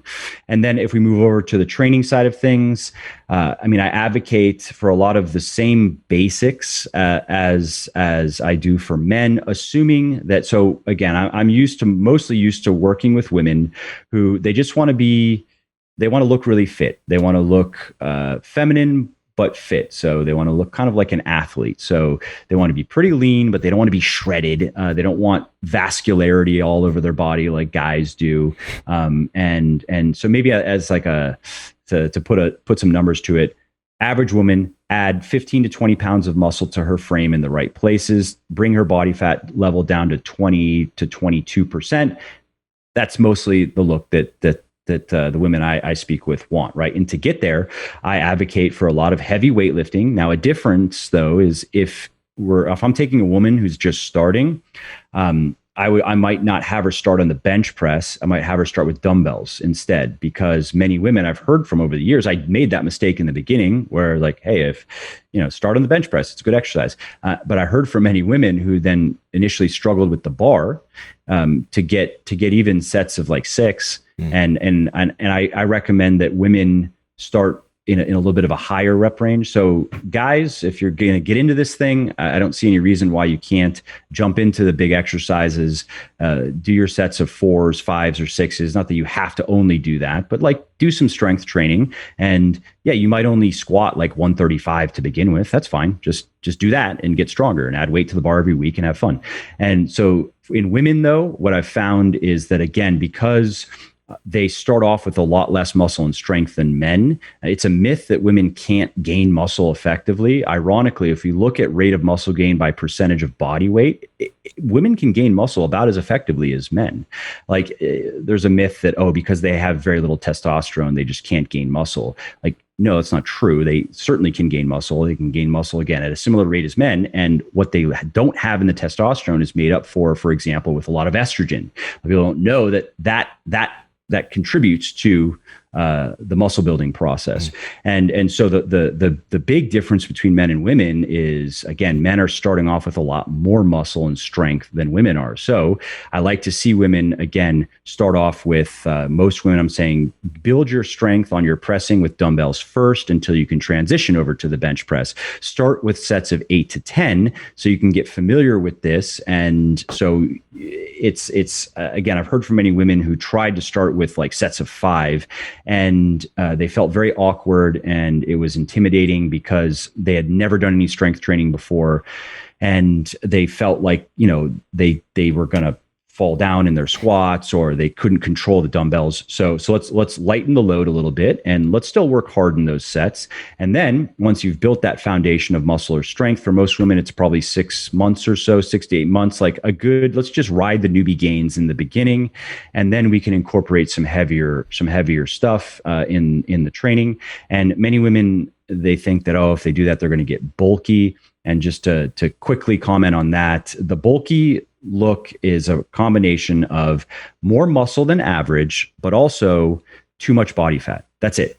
Now, too much for the look, not too much in just an objective sense. Oh, you're just fat. No, it just depends on what look you want. So if a woman feels bulky after doing 3 months of weightlifting, it's only because she just is carrying around too much fat for the look she wants. And if she were to get rid of that fat, she would be very happy, and she'd be like, oh wow, look at my muscle definition. Look at my arms and my leg, and my butt looks good. And so the general approach is about the same. And ironically, again, mostly because of the hormonal environment, research shows that women generally can recover faster and better from training than men can. So women, they don't have to think of themselves as like frail, feminine little waifs that if they go from the pink dumbbells to the real ones, then they might break something. Or no, women are can get quite strong, and they're very resilient.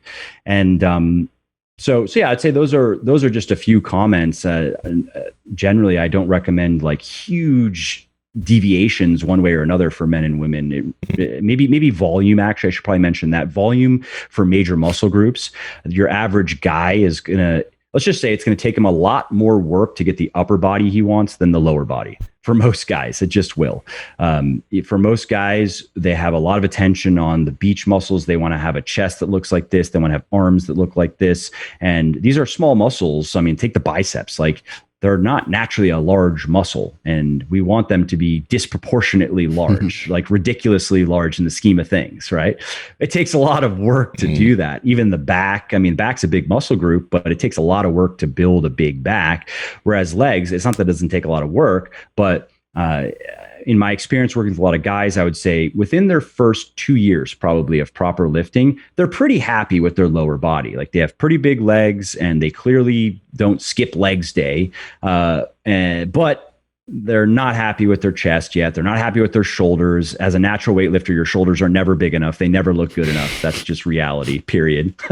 and you know what I mean? So whereas women, it's usually the other way around in my experience, where it's going to take women more time and more work to get the lower body that they want versus the upper body. And so they just have to understand, and then that needs to be reflected in their programming, where, a guy, he may train his lower body twice a week. And let's say he's doing 5 days, twice a week lower, and he's doing 3 days upper in whatever workout split. But in a woman, you might flip that around. You may try to get her not necessarily right in the beginning, but once she has entered her intermediate phase, you might try to get her like up to 20 is maybe a bit much, but 15 to 20 hard sets per week for her lower body, and maybe 10 to 12 for her upper body.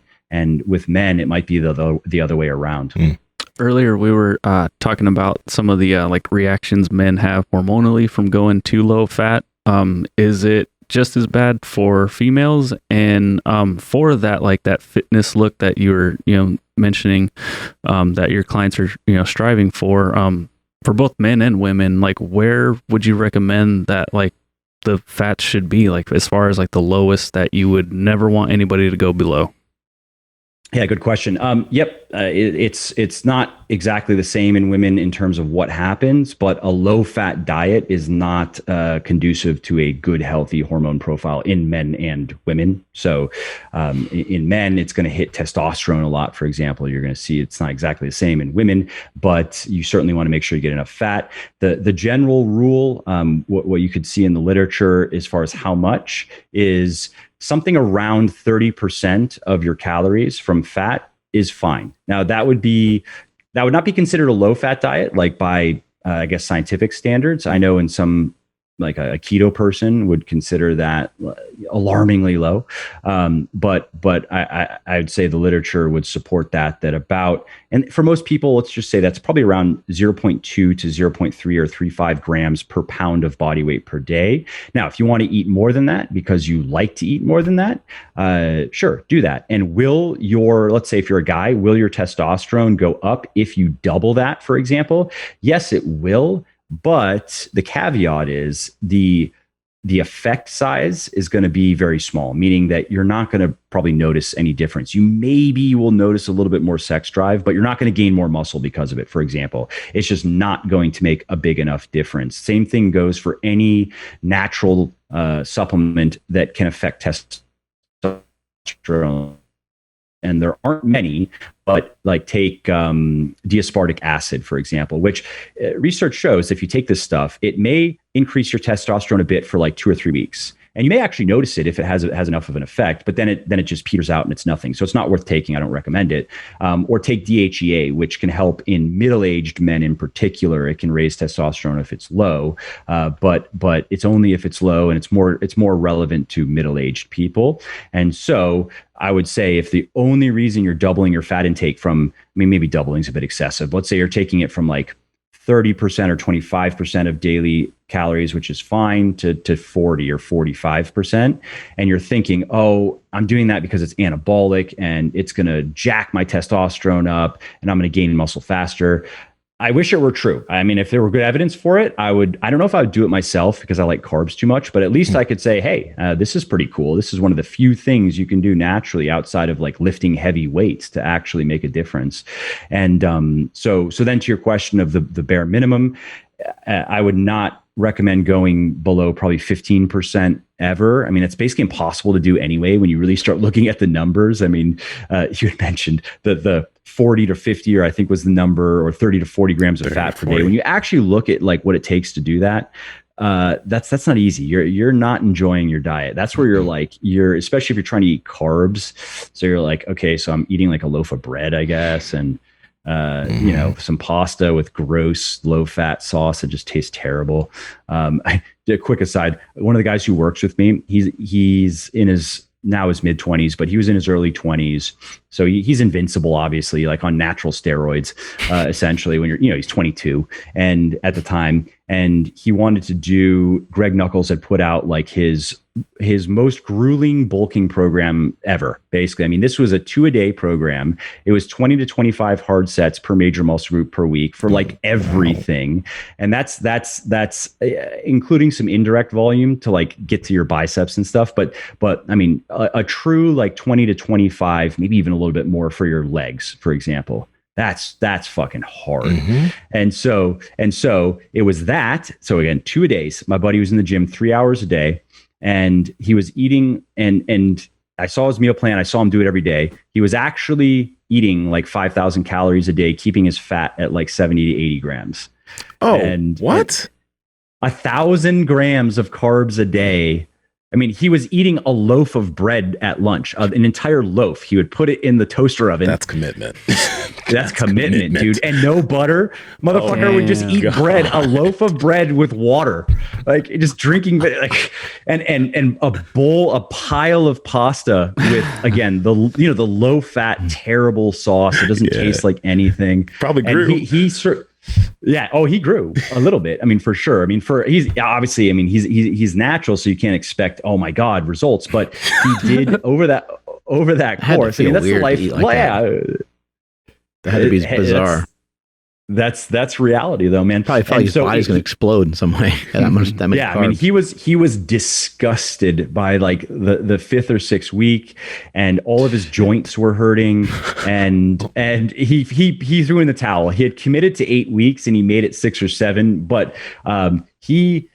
before that, he had done a lot of endurance stuff, and so he knows how to suffer. That's endurance sports. Just suffer. Who can suffer the most, basically? Mm-hmm. And so he brought it to a point where he was like, all right, if I keep going, I think something bad's going to happen. Actually, I should probably just cut this experiment off here.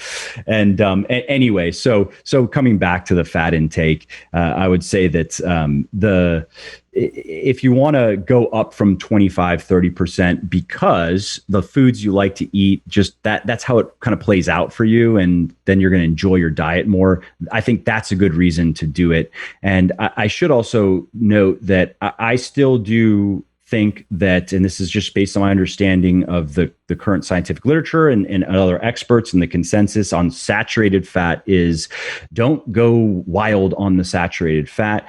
I do still stand by the standard recommendation of something around probably no more than 10 to 15% of your daily calories from saturated fat is a reasonable recommendation. I know other people are going to say I'm an idiot and I don't understand the science. Okay, fine. I can say there are a lot of people who are smarter than me and know more than me who have they're not trying to sell you anything. These are just scientists. They don't have a book to sell you. They don't have a supplement to sell you. They don't have keto anything. You know what I mean? So, and they would agree with me. And so that's one caveat with raising your fat intake is if your saturated fat goes too high, it depends how your body responds to it. That may, for example, increase your LDL cholesterol levels, which is not good. You don't want high LDL for long periods of time.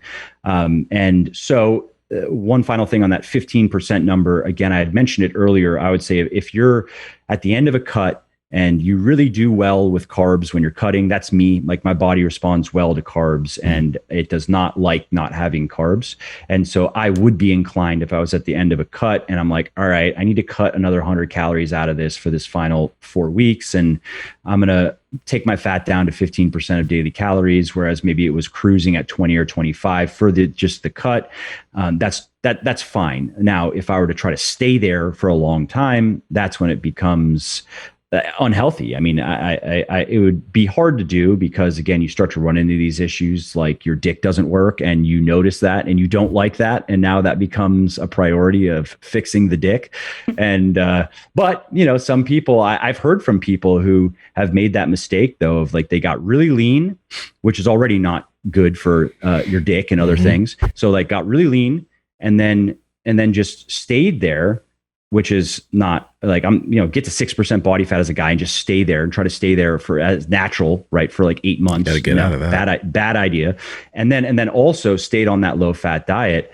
And I can remember one guy in particular who he eventually got his testosterone tested, and I forget his age, but it had a 2 in it. So it was somewhere in his 20s. I want to say high 20s, late 20s. And his testosterone was like 140 NGDL or something. It was very low. I was like, dude, okay, you did it. You got shredded and you look cool. I get it. You got all your pictures. It's time to like gain some body fat back and get off this low fat, high carb thing and like let's fix this. And it took some time too, 6-7 months of like just doing what he needed to do to feel normal again. That happened to me too. Back in that prep, it took me about 4 to 5 months for me to start feeling normal. Even after the body weight gain, I was able to put back maybe 25 pounds, got back up to like 250-ish, 255-ish. And I still wasn't feeling perfectly normal, even when I was there for the next few months. It took a while. So, yep. That's common. You can find some case studies in the literature with natural bodybuilders, 6 months, 8 months. Even I think I remember 12 months, there were still hormonal disruptions. Yeah. There's a price to pay for it. You have a lot of great YouTube content. You do a great job of, I think, trying to kind of boil down these problems and then give people good solutions. What is the overall mission? Like, what's your overall mission, your overall goal? I saw that you were on Kelly and Ryan, I think is the name of the show. I saw you were on that show. And so what's your kind of overall mission with fitness? Like, what is the main message or what is the main problem that you're trying to solve for people? Because we see how heavy people are, and the United States is a mess when it comes to that kind of thing. And so what's your overall mission? Well, it's, it sounds kind of cliched, right? But it really is to just try to take, so I'll first just speak to like what I would like to be able to say. I think it's pretty cool. If I can come out the other end of this whole thing, helping millions of people get into better shape and feel like I really made a difference, then that means something to me. And in a sense of like, why am I even here? What's the purpose of life? I don't think life has much of a purpose, honestly. I think we have to assign it purpose. And something simple that resonates with me is to just try to leave things better than they were when you arrived. And so this is a way for me to make a difference. And it's nice to hear from people. Personally, I have probably at this point close to 200,000 emails sent and received in my inbox. I still put time into it every single day in DMs. And it's really nice to hear the personal impact that this kind of stuff can have. And it's one of the few things, there aren't that many things that you can go back to in life and get the same level of satisfaction or pleasure from. There really aren't many, right? You have food, you have sex, and helping other people is certainly one of them. I don't know if there are many others. Drugs just destroy you, so that they until they just don't, until you're not there anymore. And like making money, for example, is not one of those things. Anybody who has gone through that process of making a fair amount of money has experienced it, where you think that, oh, if I just hit this certain income, things are going to be so great. And not having financial problems, of course, is one once you start getting beyond that, at least for me, I found that that's not very motivating. It's just not. The idea of having bigger numbers in accounts and things is fine, but I thought it was going to be cooler than it was. And not to say I'm rich or anything, but just I thought it was going to be cooler to hit certain financial milestones. So for me, it's really being able to make those personal connections and hearing from people who have read a book of mine or listened to a podcast or read an article of mine, and then hearing how not only it changed their body, and that's cool, because we all know how, let's just take from a personal, like, self-confidence standpoint, it's nice to look in the mirror and like what you see, and that then can affect many other things. But I like hearing those details even more about the parent who now is able to actually play with their kids the way that they've wanted to, right? And how that has improved their relationship with their kids, and how it's kind of maybe rekindled a little bit of their romance in their relationship, in the maybe a husband and wife, or boyfriend and girlfriend, or boyfriend and boyfriend, or whatever. I want to be very diverse. And so, but those personal stories, kind of like the whys behind the why, are just, it's just nice. It's a nice reminder of, like, this is why I'm doing this. And then there is a part of me that is maybe combative. Like, I like to fight against things I see that I think are bad and wrong. And so there's a lot of bad information in this space. And that's the angle I've decided to go at the most. I spend most of my time creating content. But that's even one of the reasons why I started the supplement company and decided to do it that way, is because I thought that was an opportunity to show this is how it should be done. And not to say that it's perfect and everything can be better, but at least I'm not a con artist. At least I'm trying to go about it in a way that, like, this is how I would want to be treated as a consumer, basically. And so if I can also maybe help try to raise the bar in some way, at least maybe a little bit, on both the educational side of things, by just doing my best to I try to make things as simple and practical as possible. I don't try to show off or use a bunch of jargon, or only try to talk to people I would consider my quote unquote peers. Like, I'm trying to just, hey, here are some simple things, they work, try them. And that has certainly resonated. And then in the supplement side of things, hopefully show that, hey, you can do it in a good way and still be successful. You don't have to be scum to make some money.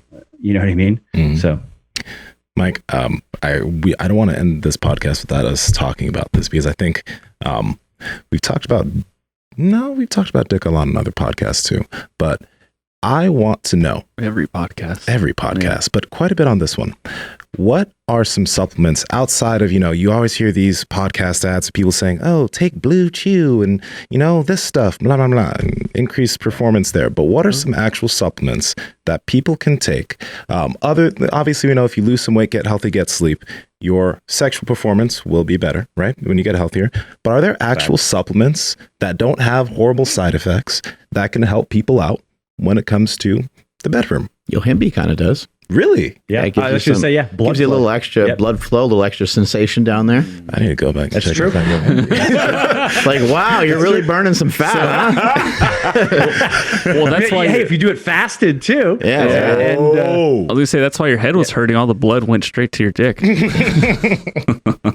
Well, no, I think it'd be the other way around. I think that's the problem, is that if you were to maybe counterbalance it, if you're, if you use it in the bedroom, then maybe you won't have the blood rush to the head. Yeah. So citrulline as well. Really? Anything? Yeah, because of blood flow. Whoa. And what people will commonly report with citrulline is harder erections. Is the common. Sounds like a horrible side effect. You just feel kind of cool. Like, come on, I just feel and then she'll appreciate it too. And okay, citrulline. No. Yeah, citrulline and anything. So it's going to be anything related to blood flow could help. Ironically, I had spoken to Curtis some time ago. Like, hey, could we make a natural dick pill? I'm not sure I want to. It might be a bit too much for the brand, but I'm just curious. And yeah, so yohimbine, citrulline. You know what? Actually, I'm going to pull up his Slack real quick, because basically it was like, no, unfortunately. There's not enough stuff out there with enough good evidence that he felt we could honestly something that's actually worth taking. You know what I mean? But again, and the yohimbine is probably not. I mean, you could try it. It wouldn't be well. I guess if depends. It depends how often you are doing the thing. But the citrulline you could take every day, and that there's a reason why it's in a lot of pre-workouts. It actually has some performance benefits as long as you take enough. You just have to take enough. 8 grams per day is the effective dose. And let's see here. So I'm just pulling up. You need to like produce more like nitrous oxide or something, but I don't think taking a supplement for that would do anything, right? Citrulline. Well, that's citrulline. Okay. Like citrulline's better for arginine for that purpose. So citrulline malate, like just straight citrulline malate? Correct. Yeah. 8 grams a day. Find that on Amazon today. I'm not standing next to you anymore. And I could also send you some of my pre-workout if you want to try it. Let's go. Okay, good. I like it. But yeah, those are two things. And I remember having this conversation with Curtis, and unfortunately, there weren't many. He did mention here L-Dopa and then Mucuna for women, but he wasn't too excited about them. So that's kind of where I left it. Got it. And lastly, also, you were mentioning earlier how supplements, like there's not many things that are going to really help with a lot of muscle gain, right? But you mentioned health and longevity. And that had me curious on the longevity aspect of things. Maybe what supplements you've like found that are good for longevity. I don't know where I heard this. This could be totally false, but I heard someone talking about the link between creatine monohydrate and Alzheimer's. Was that something that was mentioned recently somewhere? I don't know, but creatine does do quite a bit for your mind, I believe. So maybe it could have a link. Yeah, correct. I know there's some research that shows, I think it was with vegetarians and vegans who tend to get very little, obviously, that it can have cognitive boosting effects, particularly in those people. And then also, yes, in the elderly, I think there's some research that it can help preserve cognition. And so creatine is one of those things that certainly if you're into weightlifting, there's no reason not to take it, right? I mean, it's the most studied molecule in all of sports nutrition. And is it anything like steroids? No, of course. It's not a game changer, but chances are you're going to gain muscle and strength a little bit faster with it. You're going to recover a little better from your workouts. Creatine monohydrate is cheap, 5 grams a day, done easy, mix it into a protein shake. It's kind of a no-brainer. And as far as longevity goes, unfortunately, that's one of those terms that it's kind of a buzzword these days, and it's associated a lot with it's NAD, and there's another acronym. Is it NMN? I don't remember. 2 substances that are being touted by a couple of companies I won't mention, but they have a stacked scientific advisory board. So you'd think like, oh wow, all of these people associated with all of these universities are saying this is like the next thing. And from my understanding, with my own reading and then also speaking to Curtis and some other people who I would say maybe even have an incentive to, at least for their job, quote unquote, are trying to help me out. Like if there was good evidence for this stuff, they would be saying, we should probably look at this. This is pretty interesting. And basically what they're saying is like, no, the weight of the evidence on this stuff is that it's completely overblown and it's probably just going to be a flop. So just keep that in mind when you hear longevity it's just one of those words that's thrown around because it means a lot to people, particularly in the 40 plus demographic. Yeah. A 20-year-old is like, what do you mean? I'm never going to die. I'm fucking invincible. But you know, you says you start to get older, you become aware of your mortality. And so if we look at like, okay, well, what are we actually trying to achieve then with longevity? We're trying to, let's just say, not have to deal with heart disease, for example, and not have to deal with, we don't want diabetes. We want to avoid disease and dysfunction as a first thing. And so for that, again, I just want to say that the majority of it is going to be on all the stuff we've been talking about, but take a supplement like a fish oil supplement, right? Omega-3 fatty acids. There's no question that not getting enough of omega-3 fatty acids is not good for your overall health. It actually impacts many elements of your health. It even impacts your performance. It can impact the rate of fat loss. It can impact the rate of muscle gain.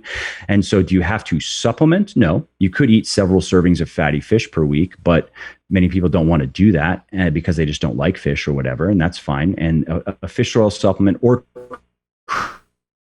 krill oil if you just want to overpay. If you just want to pay more for the same results, you could do that, I guess. But a fish oil supplement is, I would say, longevity. I think it's fair to say that.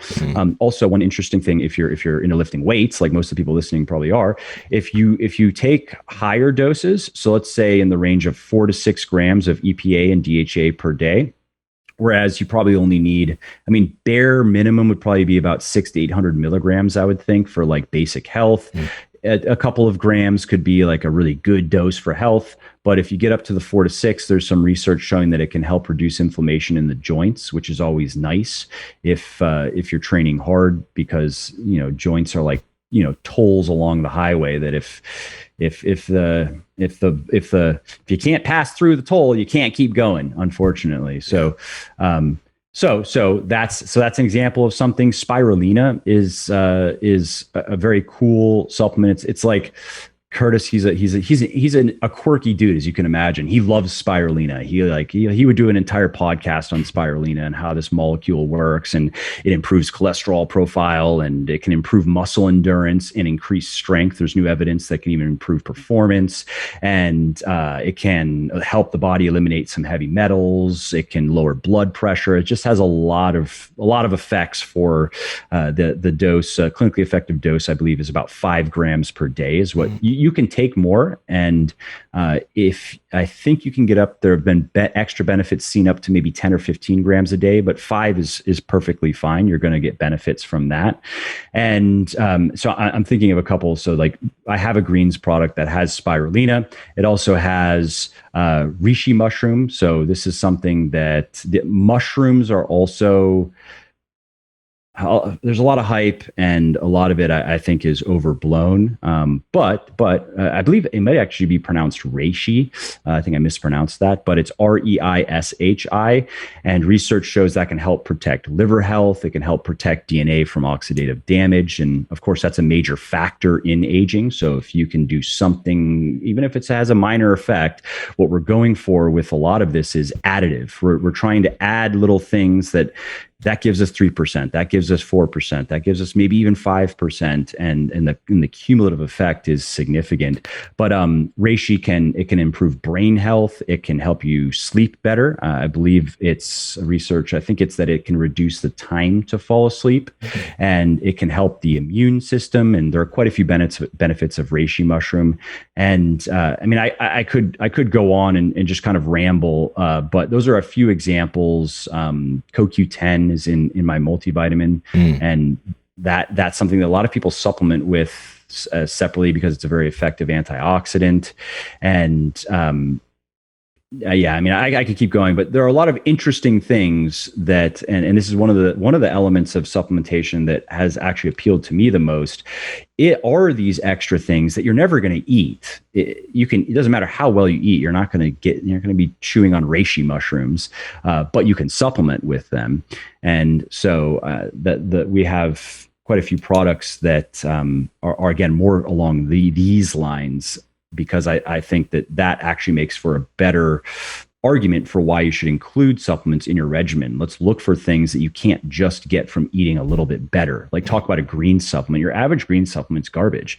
It's just vegetable and fruit powders with some other random things thrown in that have some marketing momentum behind them.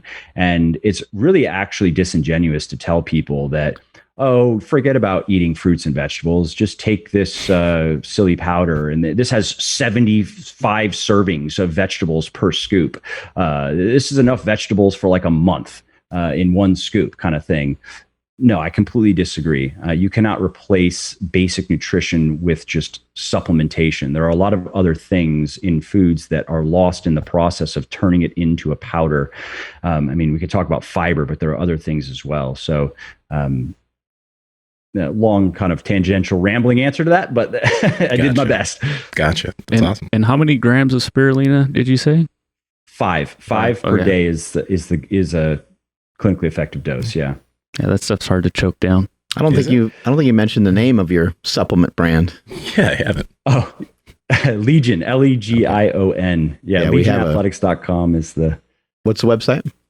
It's legionathletics.com, which is unfortunate. I tried to get legion.com, but it's owned by a very large, a little bit frozen there. It's owned by a very large software company, a public software company, and public companies almost never sell domains. They just don't care. Like, they don't care how much money you offer them. They're just like, whatever. You're not even worth speaking to for, even 6 figures purchase price. So like, no thanks, bye. So I'm stuck with that for now. Thank you so much for your time today. Where can people pick up your books as well? Yeah, I mean, so anywhere online where you like to buy books, they also are in, I think, 600 Barnes and Noble stores, Nice. and so that's cool. But if people want to check them out, of course, that's where I make the majority of my sales. They also are at legionathletics.com. If people want to just buy if they would prefer to have an EPUB or a PDF file that they can just keep and pass around, I don't care. They can get it over there at my website. And I'm working on I'm toward the end of a book that this is going to be my first, what do they call themselves? Trade publishers, I think is the term they prefer. So I've self-published everything up until now. And so my first traditionally published book is coming out next year. It's called Muscle for Life. And I'm excited because that one is specifically for the 40 plus crowd, men and women. Whereas my book, like Bigger, Leaner, Stronger, is obviously catered to men, and it's specifically catered to a younger crowd, probably anywhere from 20 to probably 45 is the sweet spot for that book. Not that a 55-year-old dude can't do it. No, he certainly can, but it's actually not appropriate for a 55-year-old dude who has never done any of this stuff and who has 50 pounds to lose. That you have to start at a very different place with that person. And of course, there are a lot more of those dudes out there than 55-year-old dudes who are in pretty good shape who just want to get jacked. And so the new book is going to be for all the larger market, really. Awesome. Thank you so much for your time today. Appreciate it. Yep. Yeah. Thanks for having me. Thank guys. you. Cool. Got some good stuff there. We know how to burn fat. We know how to get a boner. Citrulline malate. That's the big thing I got from this podcast. Citrulline malate. So let me find it again, just so I don't. Citrulline malate's supposed to help you with training, right? It's a I used to take pre-workout. it's in pre-workout. I used to take it a long time ago, a little bit before workouts. Supposed to give you a little boost in your training or something. Mm-hmm. There's one called Hard Rhino. Excuse me. That's what it's called. It's like a citrulline malate supplement called Hard Rhino L-citrulline DL malate. Is it proprietary blend? No. Now you're put on some sort of list. You're going to get all sorts of boner advertisements. Oh, shit, that's right. That's true. That is so No. true. You know what's funny? Hey now. Hard Rhino promo code Power Project. Not just kidding. No, it's like even fish oil. I used to take fish oil, but I'm very on and off with supplements. It's just I when you outside of the creatine and your typical whey protein and stuff like that, it was good to have that talk because I should be taking my fish oil. I should be taking maybe thinking about taking spirulina and some of these other things that I used to take very inconsistently. But if you can get all your your lifestyle and your nutrition and stuff in check, these can boost you to a little bit of a different place. I personally underplay the benefit of supplements, and it was good that we had this conversation. I think it helps just put you on a path. You're it's a full program. You're all in basically. You're taking these particular supplements maybe at a particular time, and it keeps you regimented, it keeps you scheduled. Yeah. For me, I've always loved protein powder. Yeah. Some amino acids here and there. I go back and forth on those. I don't always take them, but every once in a while I have some BCAAs. And summertime, I just, rather than just drinking water, I'll mix some aminos and some element together. And it's crazy sweet. I mean, I've never normally want to drink something like that, but in the middle of workout, you're sweating. Tastes good. Maybe it gives me more nutrition. I don't really know. Multivitamin, for whatever reason, never bothered. Never really messed with them. Yeah. I think I took them when I was young, and I just peed weird colors, and I was like, I don't know. I just peed weird colors. Yeah. I'll take a vitamin D, vitamin K, vitamin B12, calcium, magnesium, zinc. I usually take these separately though. They're specific ones. I took a multivitamin once, but I was like, I don't see how beneficial it may be. But it was good to get that information from him about multivitamins. If it's not just a one a day, but a multi-day multi. could be beneficial. It's hard to tell if anything's doing anything, Yeah. because all we know is like what we feel. You give somebody a cup of coffee and you're like, hey, did you feel that? Like, yeah, I felt it. Or a pre-workout is another good example. Energy drink, another good example. But you can't even really tell the difference if something has fat, carbs, or protein in it. I mean, you just don't have any, you don't really feel it. Maybe carbs, I guess, if it was sugar, you might feel sluggish at some other point or something. But for the most part, you can't really feel much of anything. And so it's really hard to tell, hey, how's that post-workout drink working? You're like, I don't know. I don't know. Tastes good. And so the supplement companies, they're kind of aware of this. So they'll make weird stuff that like agitates your skin before you train, and you'll get blotchy skin before you work. It's like you're burning. They just want you to feel it. And years ago, they used to put like ephedrine in products. They just started putting more and more and more. And that's when the government stepped in and was like, hey, we just got to get rid of this completely. Just messed everything up for us. Beta-alanine, I fucking hate beta-alanine. I do not like that feeling. I've never liked that feeling. In pre-workouts, when you start to itch, like I know like some people dig it, but I never liked it. No, I don't understand what the reason, like, why you would be into that. There is benefit, like beta-alanine does have a positive effect as like performance in terms of pre-workout. It sounds like it's amino acid, right? Yeah. Yeah. When we had Rich Gaspari in-house, I was telling him like, dude, I hate that feeling. Like I wish, like, because at that time, I think we had like some like BCAAs that were in the house, and I was just like, dude, I want to drink something with my water, but it has that in it. Like it doesn't make sense to me. And he's like, oh, well, it actually does, like something, like it drives like some whatever the hell. But I was like, oh, okay, so it's not just to make you feel like your skin's on fire. I think it's supposed to help you get a pump. Yeah. Okay. I think that's what it's for. But like I said, it's hard to tell. It's hard to feel any of these things. We don't really. I mean, him buying you feel. It makes you feel kind of sick. Makes you feel kind of weird or different. Ephedrine, you definitely feel. They got rid of that one, but you can't tell the difference between a protein shake, a heavy weight gainer. It's really hard to know. And so when we take vitamins, like what are we expecting from them? And then what, like taking greens, people, they're obsessed with, it's billions and billions of dollars going to that. But what are you trying to do?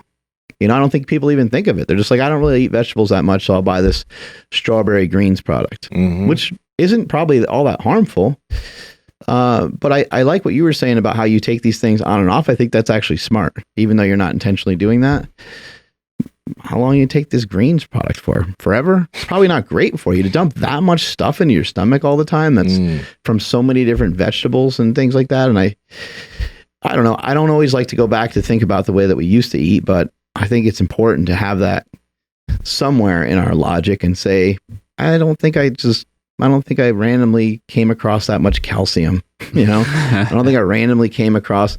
Your body's going to figure shit out too. It doesn't always need all that stuff. And I'm guilty. My cabinets are full of all kinds of different shit. I got every supplement and vitamin and mineral, but I've shifted from supplements more into vitamins and minerals, just kind of recognizing that my diet doesn't have a lot of that, for example, like I don't know, like if I probably get enough magnesium, but when I'm thinking about like, I train often, there's a lot of stuff I like to do.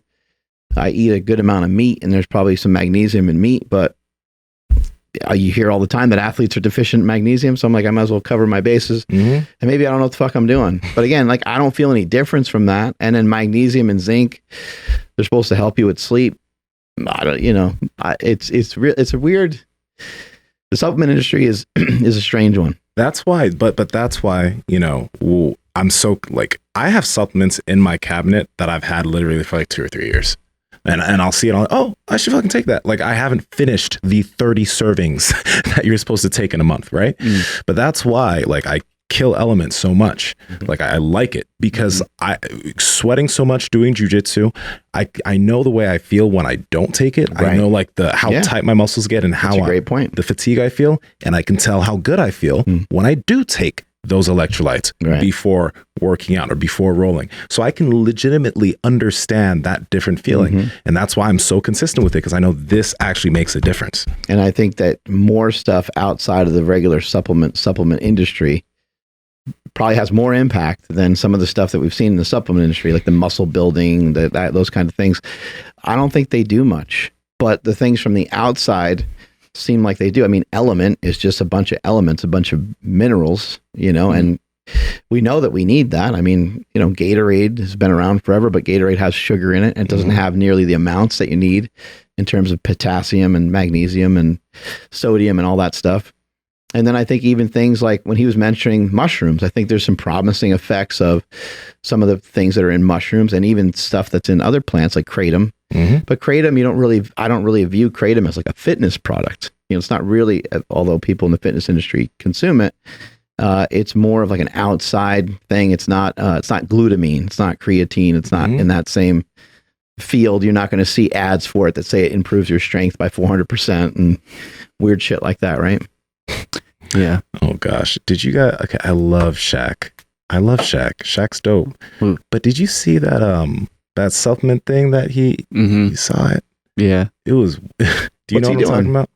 All right. So there's this supplement. Shaq. What's it called? If you go to his Instagram page, just look for the photo Shaq or video Attack. of him he's kind of jacked now, right? Yeah. And it's because of Shaq this Pack. apparent supplement that he started taking, right? And the ad was just so, oh no, this is the thing that people talk about where they're like, increases fat loss by X%. And I was like, GF9. Oh no, like Testrovax. Wow. But if you look at the ad, honestly, the ad is just What's it supposed to have in it? I don't know. Not too much. Let me switch Novex. screens. If you look at the ad for it, it just makes you, if you know what goes on in fitness, it's just like, oh no, this is bad. Don't say that, man. But it is what it is. Wow. Like I actually, I like the look of those bottles. Those look pharmaceutical. Square. That's really fucking smart on their part. Yeah. Yeah. And the ad is that way too. Like the ad is very like research, pharmaceutical, like that's the way it is. But I think it's also very debatable, and this is kind of a weird statement, but I think it's very debatable on whether shit like this is more harmful than steroids. I mean, these are like, I don't know what's in these things, but I would imagine these are things that are probably foreign to your body. you see the NAD plus enhancer thing that Mike was just- So the thing is, they I think they say that it's like your IGF or whatever in your body, but here's what Does it say what's in it? What kind of results should I expect? No two people have the exact same experience with GF9, but it's been shown in a clinical trial to boost growth hormone up to 682%. Best of all, because GF9 is specially formulated to stimulate your body's natural GH production. Taking it doesn't create any kind of unnatural dependency. See, now that's actually a really interesting thing because, like, does anybody have any idea on what increasing your growth hormone to that level does? And if it's even beneficial, what's the long-term benefit and what's the long-term side effect, And also through this kind of, I'm unaware of like supplements that really do that kind of thing to your growth hormone. But let's hypothetically, say that it worked. We don't even really, I think the consumer doesn't really even know what that means. They ultimately don't, they hear growth hormone and that sounds like, oh, I'm going to like grow off of it. I think people have the association with anti-aging. So the marketing's already done. So all we have to say is it spikes your growth hormone by X%. And people are going to buy it. People are now in. And people are going to have the false hope thinking that's going to help them burn fat.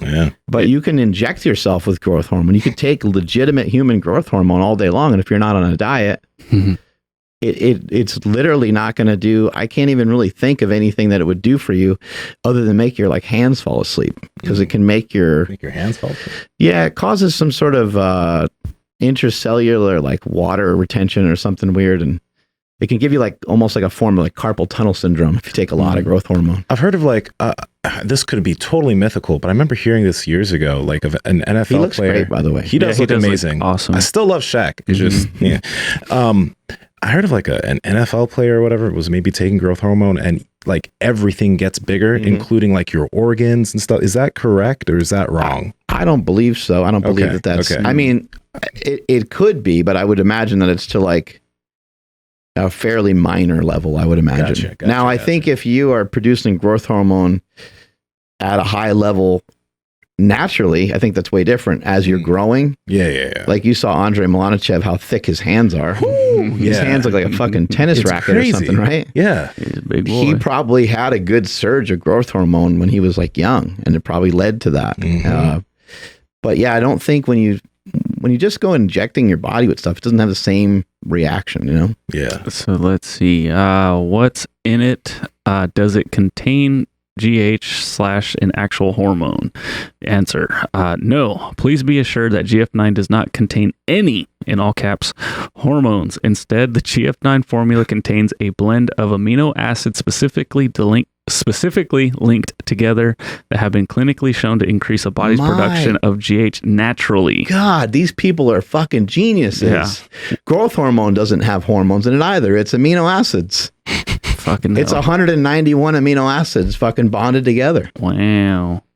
These guys are fucking smart. Yeah. Let's see. Wow. Raise People your- are going to think they're on like some shit and they're going to get all hyped up, and I bet you they will get great results. Because they're going to, yeah, exactly. That's what supplements do, especially when you're like, when I got my first supplements as a kid, that made me go to the gym, bro. Dude, my first pre-workout, after I took the biggest dump ever, I hit the gym so hard. Yep. But yeah, without any introduction of artificial form of growth hormone or any hormone into the body, GF9's patented blend works by nourishing the pituitary, the gland that manufactures GH in the body. So what we're trying to say is go to gf9.com, use promo code PowerProject. But that's the big, but that, and honestly, man, that really is the big thing here, because supplements and supplement companies, you know, people will take the supplements, they'll get the before and after pictures, they'll send it to the company and they'll say this is what it does. But the big thing that happened for a majority of these subs is that it increased the motivation of people to go get into the gym, to exercise, to work out, to even fix their nutrition a bit. And with all these things, they got their results. But because of that motivation, right? Not because of the GF9 or Novadex or whatever. It's so tough, man. You know, a company like that probably came to Shaq. Shaq's probably, hey, we'll give you 25% or whatever, maybe more. Yeah. We'll give you half the company or whatever, because it'll be a huge deal to be able to promote a product with you after you lost weight. You look great. And any one of us would be susceptible to any of that. Someone comes along with a great offer, a great deal. Doesn't really seem like it's causing anybody any harm, but it's not necessarily telling the truth, right? It's an interesting, that whole thing is very, very interesting. We hear that a lot about the supplement industry. Oh, here we go. How people are just selling bullshit. And like, I don't think it's as bad as people sometimes make it out to be. But I would also say, like, just consumers should be aware that supplements aren't going to really, they're not going to necessarily give you the body that you want. It's going to take a lot of time. It's going to take a lot of effort. It's going to be a pain in the ass. It's going to feel like a full-time job, especially if you've been fat before. Then it's even harder. And supplements won't necessarily do much in that case. They can help with some stuff, especially like I think a protein shake is a good example. Just it's just a different flavor.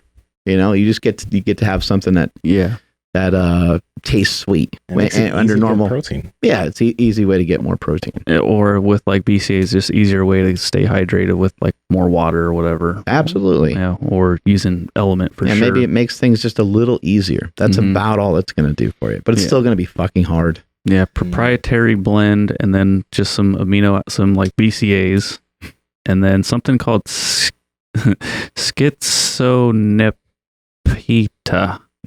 That's a secret. That's none of the values on any of those. Schizonepita? Yes. I mean, I don't know if you'll be able to see it from over there. I think Shaq's going to call up Nsima and he's going to be like, yo, Schizonepita. I need you to help me promote this product. Bruh, that makes me scared. Anything that starts with a schizo and a supplement, I'm just like, sign me up. Andrew, take us on out of here. I will. Thank you, everybody, for checking out today's episode. If you guys want to find more information about our guest today, I'll link down his books down in the description as well as the podcast show notes. And we got some more awesome stuff coming out to the newsletter, so please subscribe if you have not done so already. Links for that in the same location. Please make sure you follow the podcast at Mark Bell's Power Project on Instagram, at MB Power Project on TikTok and Twitter. My Instagram and Twitter, and I guess Clubhouse, even though I think that's maybe dead already, is at I am Andrew Z. Nsima, where are you at? At Nsima Inyang on Instagram and YouTube. And Nsima Yin Yang on TikTok and Twitter. Man, it's so confusing over there. I couldn't get my name on TikTok. What's this watch you're experimenting with over here? Oh yeah, it's called My Zone. We're seeing how it is. Your zone? His zone. My zone, your zone, our zone. Today the I wore my time zone. I wore my Nsima zone today on my wrist. What does that mean? Because that's your zone. This is my zone. Yeah, so You're we called it Nsima the zone. Nsima zone on your wrist. Yes, that's what I wore. What's it doing? It's so it tracks. It's kind of like the Tracking other your bands. calories? Yeah, tracking the calorie burn. Oh, calorie burn. During Good exercise save. and stuff like that. So I'm seeing if it's any good. I'm excited to see how it is. And then there's an app on your phone or something? There's an app on the phone. You can wear it. There's an armband for it. There's a chest strap Chesticle. for it. So And might be good. Might be interesting. I wonder if that syncs up well to the chip that you got injected into your shoulder. Oh, It might interfere. Are you getting don't way give me better? any anxiety of this shit, man. Are you getting better like signal or worse on your phone all of a sudden? I'm going to send you a clip of Universal Soldier so you can check that No, out. I was actually Love getting that really movie. sick pumps after I got my vaccine. Like I was looking real crazy. Well, And that's just because you drank Element. drinkelementT.com/power project. But I do like how MyZone sends you an email about Yeah. like the workout you just did. Like it shows you like your breakdown of calories Oh, and like wow. your It's like you worked out like shit. yeah. I didn't know it does kind of that. does. Yeah. It shows you like the like your different what's it called? Heart rates or Can whatever. you put that somewhere for jiu-jitsu or be in the way? this is the thing. So they're like I said, there's Chesticle. an armband. I hope that maybe they can make an like No one really makes one yet for jiu-jitsu, Whoop makes right? one. Oh, okay. Whoop has like an arm strap thing that you can put in there. It's compacted, so it can It's not really interfering much. It's not interfering at all. So I hope that maybe with this, because it does have the capacity, they can make an armband that you can put on your arm. It'll allow for jiu-jitsu athletes to use it. But this is pretty cool. Yeah. I do dig it. Yeah. I was in the gym for like 45 hours this morning. It was awesome. Sweet. 146 minutes. Shit. Wow. So that's all the heart rate information right there from your workout. Yeah. So That's the heart rate, there you go. So it shows Man, there's a lot of plaque in your heart. I know. So it shows like how often I was in each like zone. Mm-hmm. And, so obviously I didn't really go that hard apparently. Is that your wiener? It scans all the way through to that? Yeah. Wow. So Okay, I wasn't expecting So that. for Were the you, most Nsima? for the most part, I was a little soft, and then Mark walked in, and it's like, Yeah. Got all angry. yeah, and then it was pumping, and then it was going, and then it got tired, and had to start all over again. Oh, Yeah, happens to The people that are It's listening so- on audio have no idea what we're it's talking so about. weird that it would That's true. measure We're weird. my boner the whole time. Well, you are from Congo. I guess I shouldn't have worn it around my shaft. Damn, Zaddy, calm down. God dang. Been hanging around you way too much. Oh my God, that's amazing. I had to use the small strap though. Don't lie to the people. Okay, it was the You're trying to standard be one. modest. There. Well, he doesn't want to beat people over the head with it. They had to send Andrew over here an wait, XL what? strap. Or do I? Strength is never weakness. Weakness is never strength. Catch you guys later. No one's ever gonna hear it.